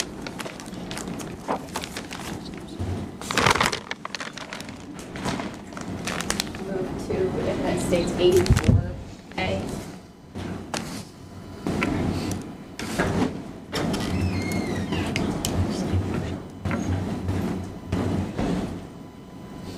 Is it admitted, Judge? I'm sorry. Sorry, 84A. Any objection? No objection. 84A is admitted without objection. Show you what's been marked as States 85. And tell the jury what this is. This is a cartridge casing, meaning a fired round of ammunition. I'll show you what's been marked as 85A. And was this noted as item 2C? C, yes. So it was also located in garbage bag number 2. Okay. Move to admit States 85A. Any objection, Ms. Johnson? No objection. 85A is admitted without objection. And can you tell us what States 86 is a picture of? This is the gray pillowcase that was on the bed pillow, located in bag number 2. This is the pillow that pillowcase was on. I'm going to show you what's been marked as States 87A.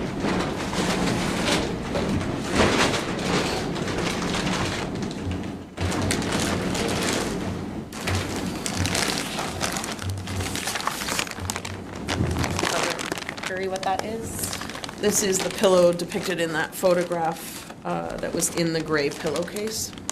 And anything of significance you can still see? There is a clear bullet defect in the pillow. Judge, the state would move to admit States 87A. Any objection? 87A admitted. And on the back side of that pillow, and also depicted in States 88, what is that? Based on the x-ray, the projectile we believed was in the filling of the pillow, so that's where I cut into the pillow to find the projectile. Okay, thank you.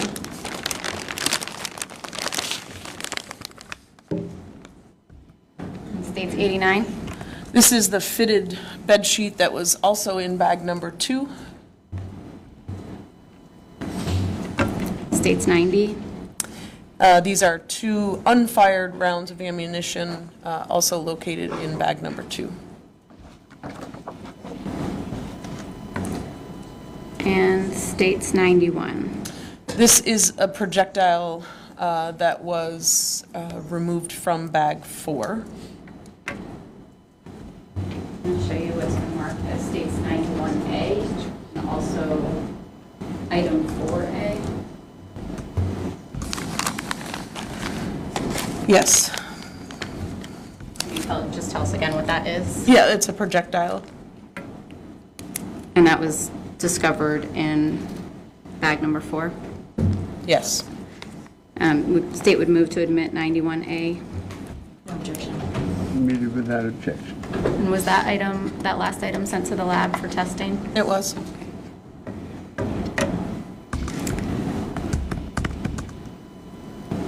What else was located in bag number 4, if anything?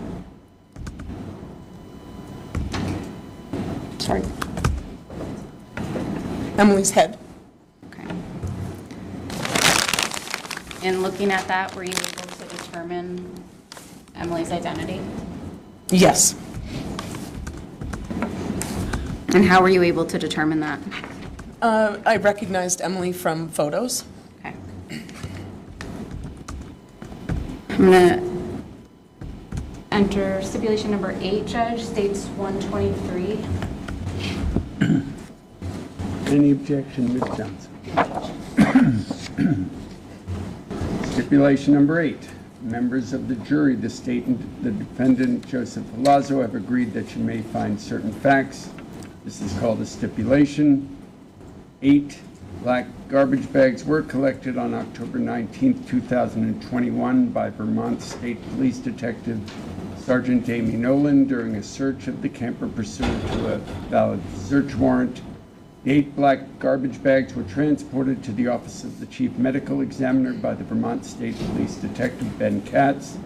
These bags were x-rayed and further analyzed by Dr. Shapiro at the office of the Chief Medical Examiner on October 20th, 2021. Bags number 3, number 4, number 5, number 6, number 7, and number 8 contain human remains. Those remains were identified as Emily Ferlazzo, date of birth July 25th, 1999. Emily Ferlazzo's identity is not being challenged. Excuse me. As with any evidence in this trial, you must decide what weight you will give this stipulation. States Exhibit 123, admitted. What did you discover in the 5th bag? I'd like to refer to my report if I could. Yes. And that's, remind me what number that is? That is states 108.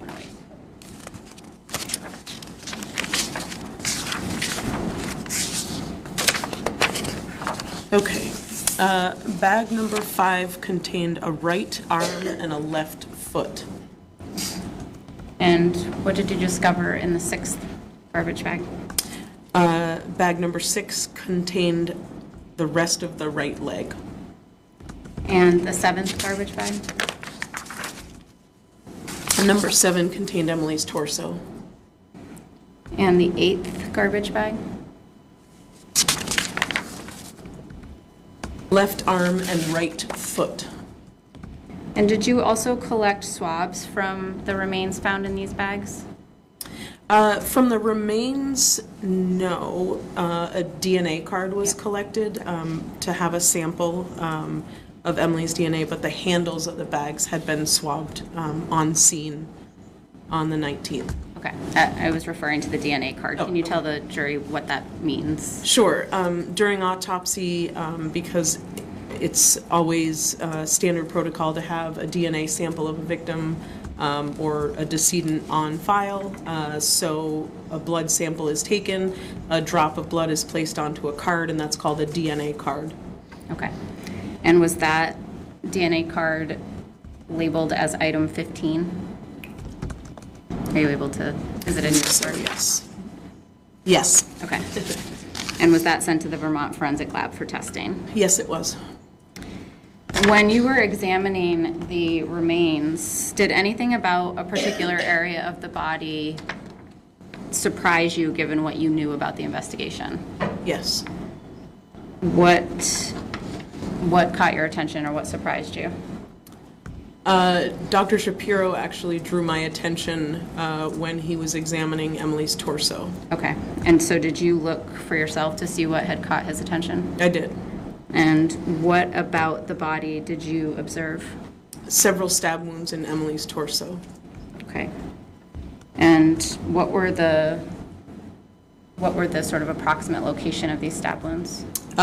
Mostly upper chest, one particularly which would have probably entered her heart. And any on the backside of her torso? I believe there were a few on the back as well.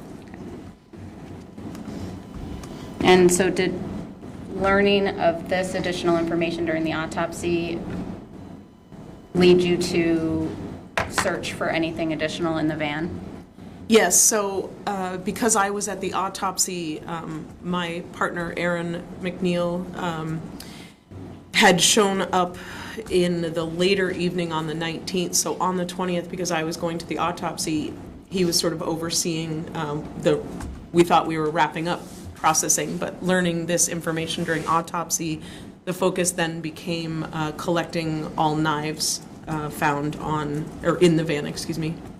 Okay, and so did you have Aaron McNeil go into the van and collect those knives? He was still working in the van that following day, so we just sort of said, okay, we're now need to focus on any knives found. Okay, thank you. That's all I have. Thank you.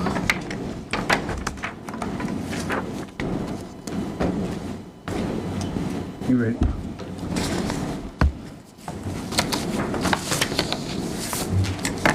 Good afternoon, Detective. Push it, please. Step out of your way. Just push it out. It's fine. Just a few follow-up questions. And for clarification, you attended the autopsy as an observer, correct? As an evidence collector. Okay. But you didn't really have any part of conducting the actual examination, correct? Correct. And just a few questions back to the Maple Fields encounter the afternoon, excuse me, of October 19th, 2021.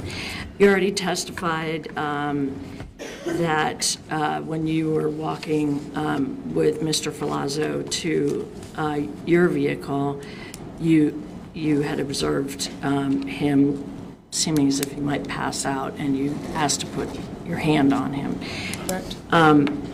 Do you recall testifying in a deposition on November 11th, 2022? No, sorry, November 29th, 2022. I recall testifying in a depo, yes. Okay. And in the deposition, you also described him at that particular point as he looked woozy. Do you recall that? That would be accurate. Okay. And you also described him as wobbling as he was walking. Do you recall that? Yeah, that would be accurate as well. Okay. And also in the deposition, you described him as looking pale and pasty. Is that accurate? Yes. Okay. As you were walking with Mr. Ferlazzo to your truck, did you ever tell him he was free to leave? No. Okay.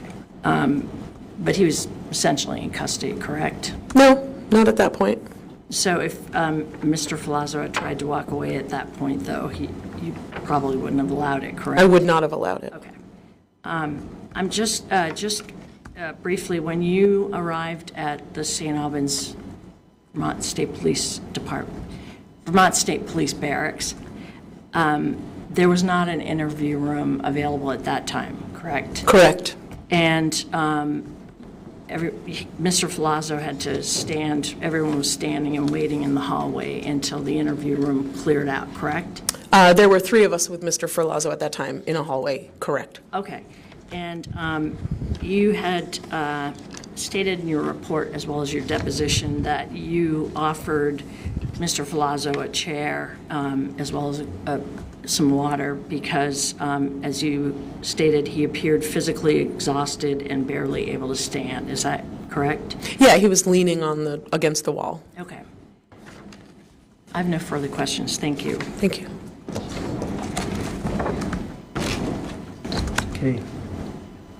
Ms. George. No redirect, Judge. Okay, thank you. Thank you, Your Honor. May we approach, Judge? Come on up.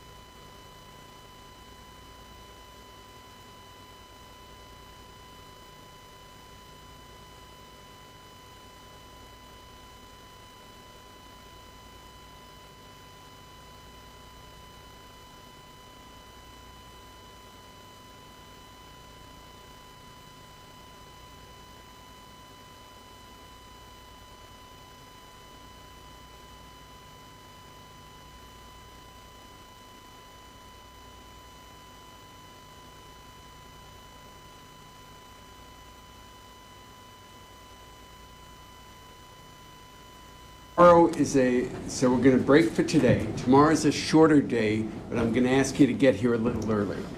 I'm going to ask you to get here at 8:15. I'm hoping to start at 8:30. We're going to go until about 12:30 and then break for the day because we have some things in court I have to do independent of this case. And then we'll start again and might get through the evidence on Wednesday. That's at least the hope. We'll see how things go, but so far we're definitely ahead of schedule. All right? So we're going to release you for today. Same admonition, please, please, please don't talk to anybody about this case. Don't try and find out any information about it or read any news sources of any kind or social media posts. And with that, have a good night, and we'll see you at 8:30 tomorrow morning. All rise.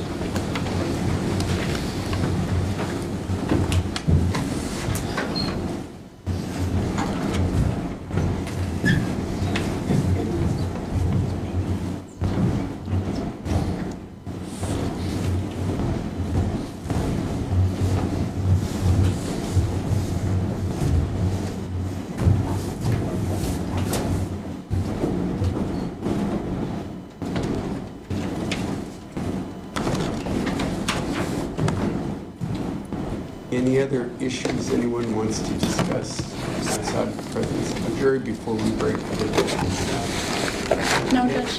Thank you so much. Tomorrow, why don't you all get here at 8:15 just to make sure there are no additional issues to take up before your first hearing. And we'll start at 8:30? Okay. Can you just ask who we will have? Yes, so. The court is I'd us rather to you- keep it, okay.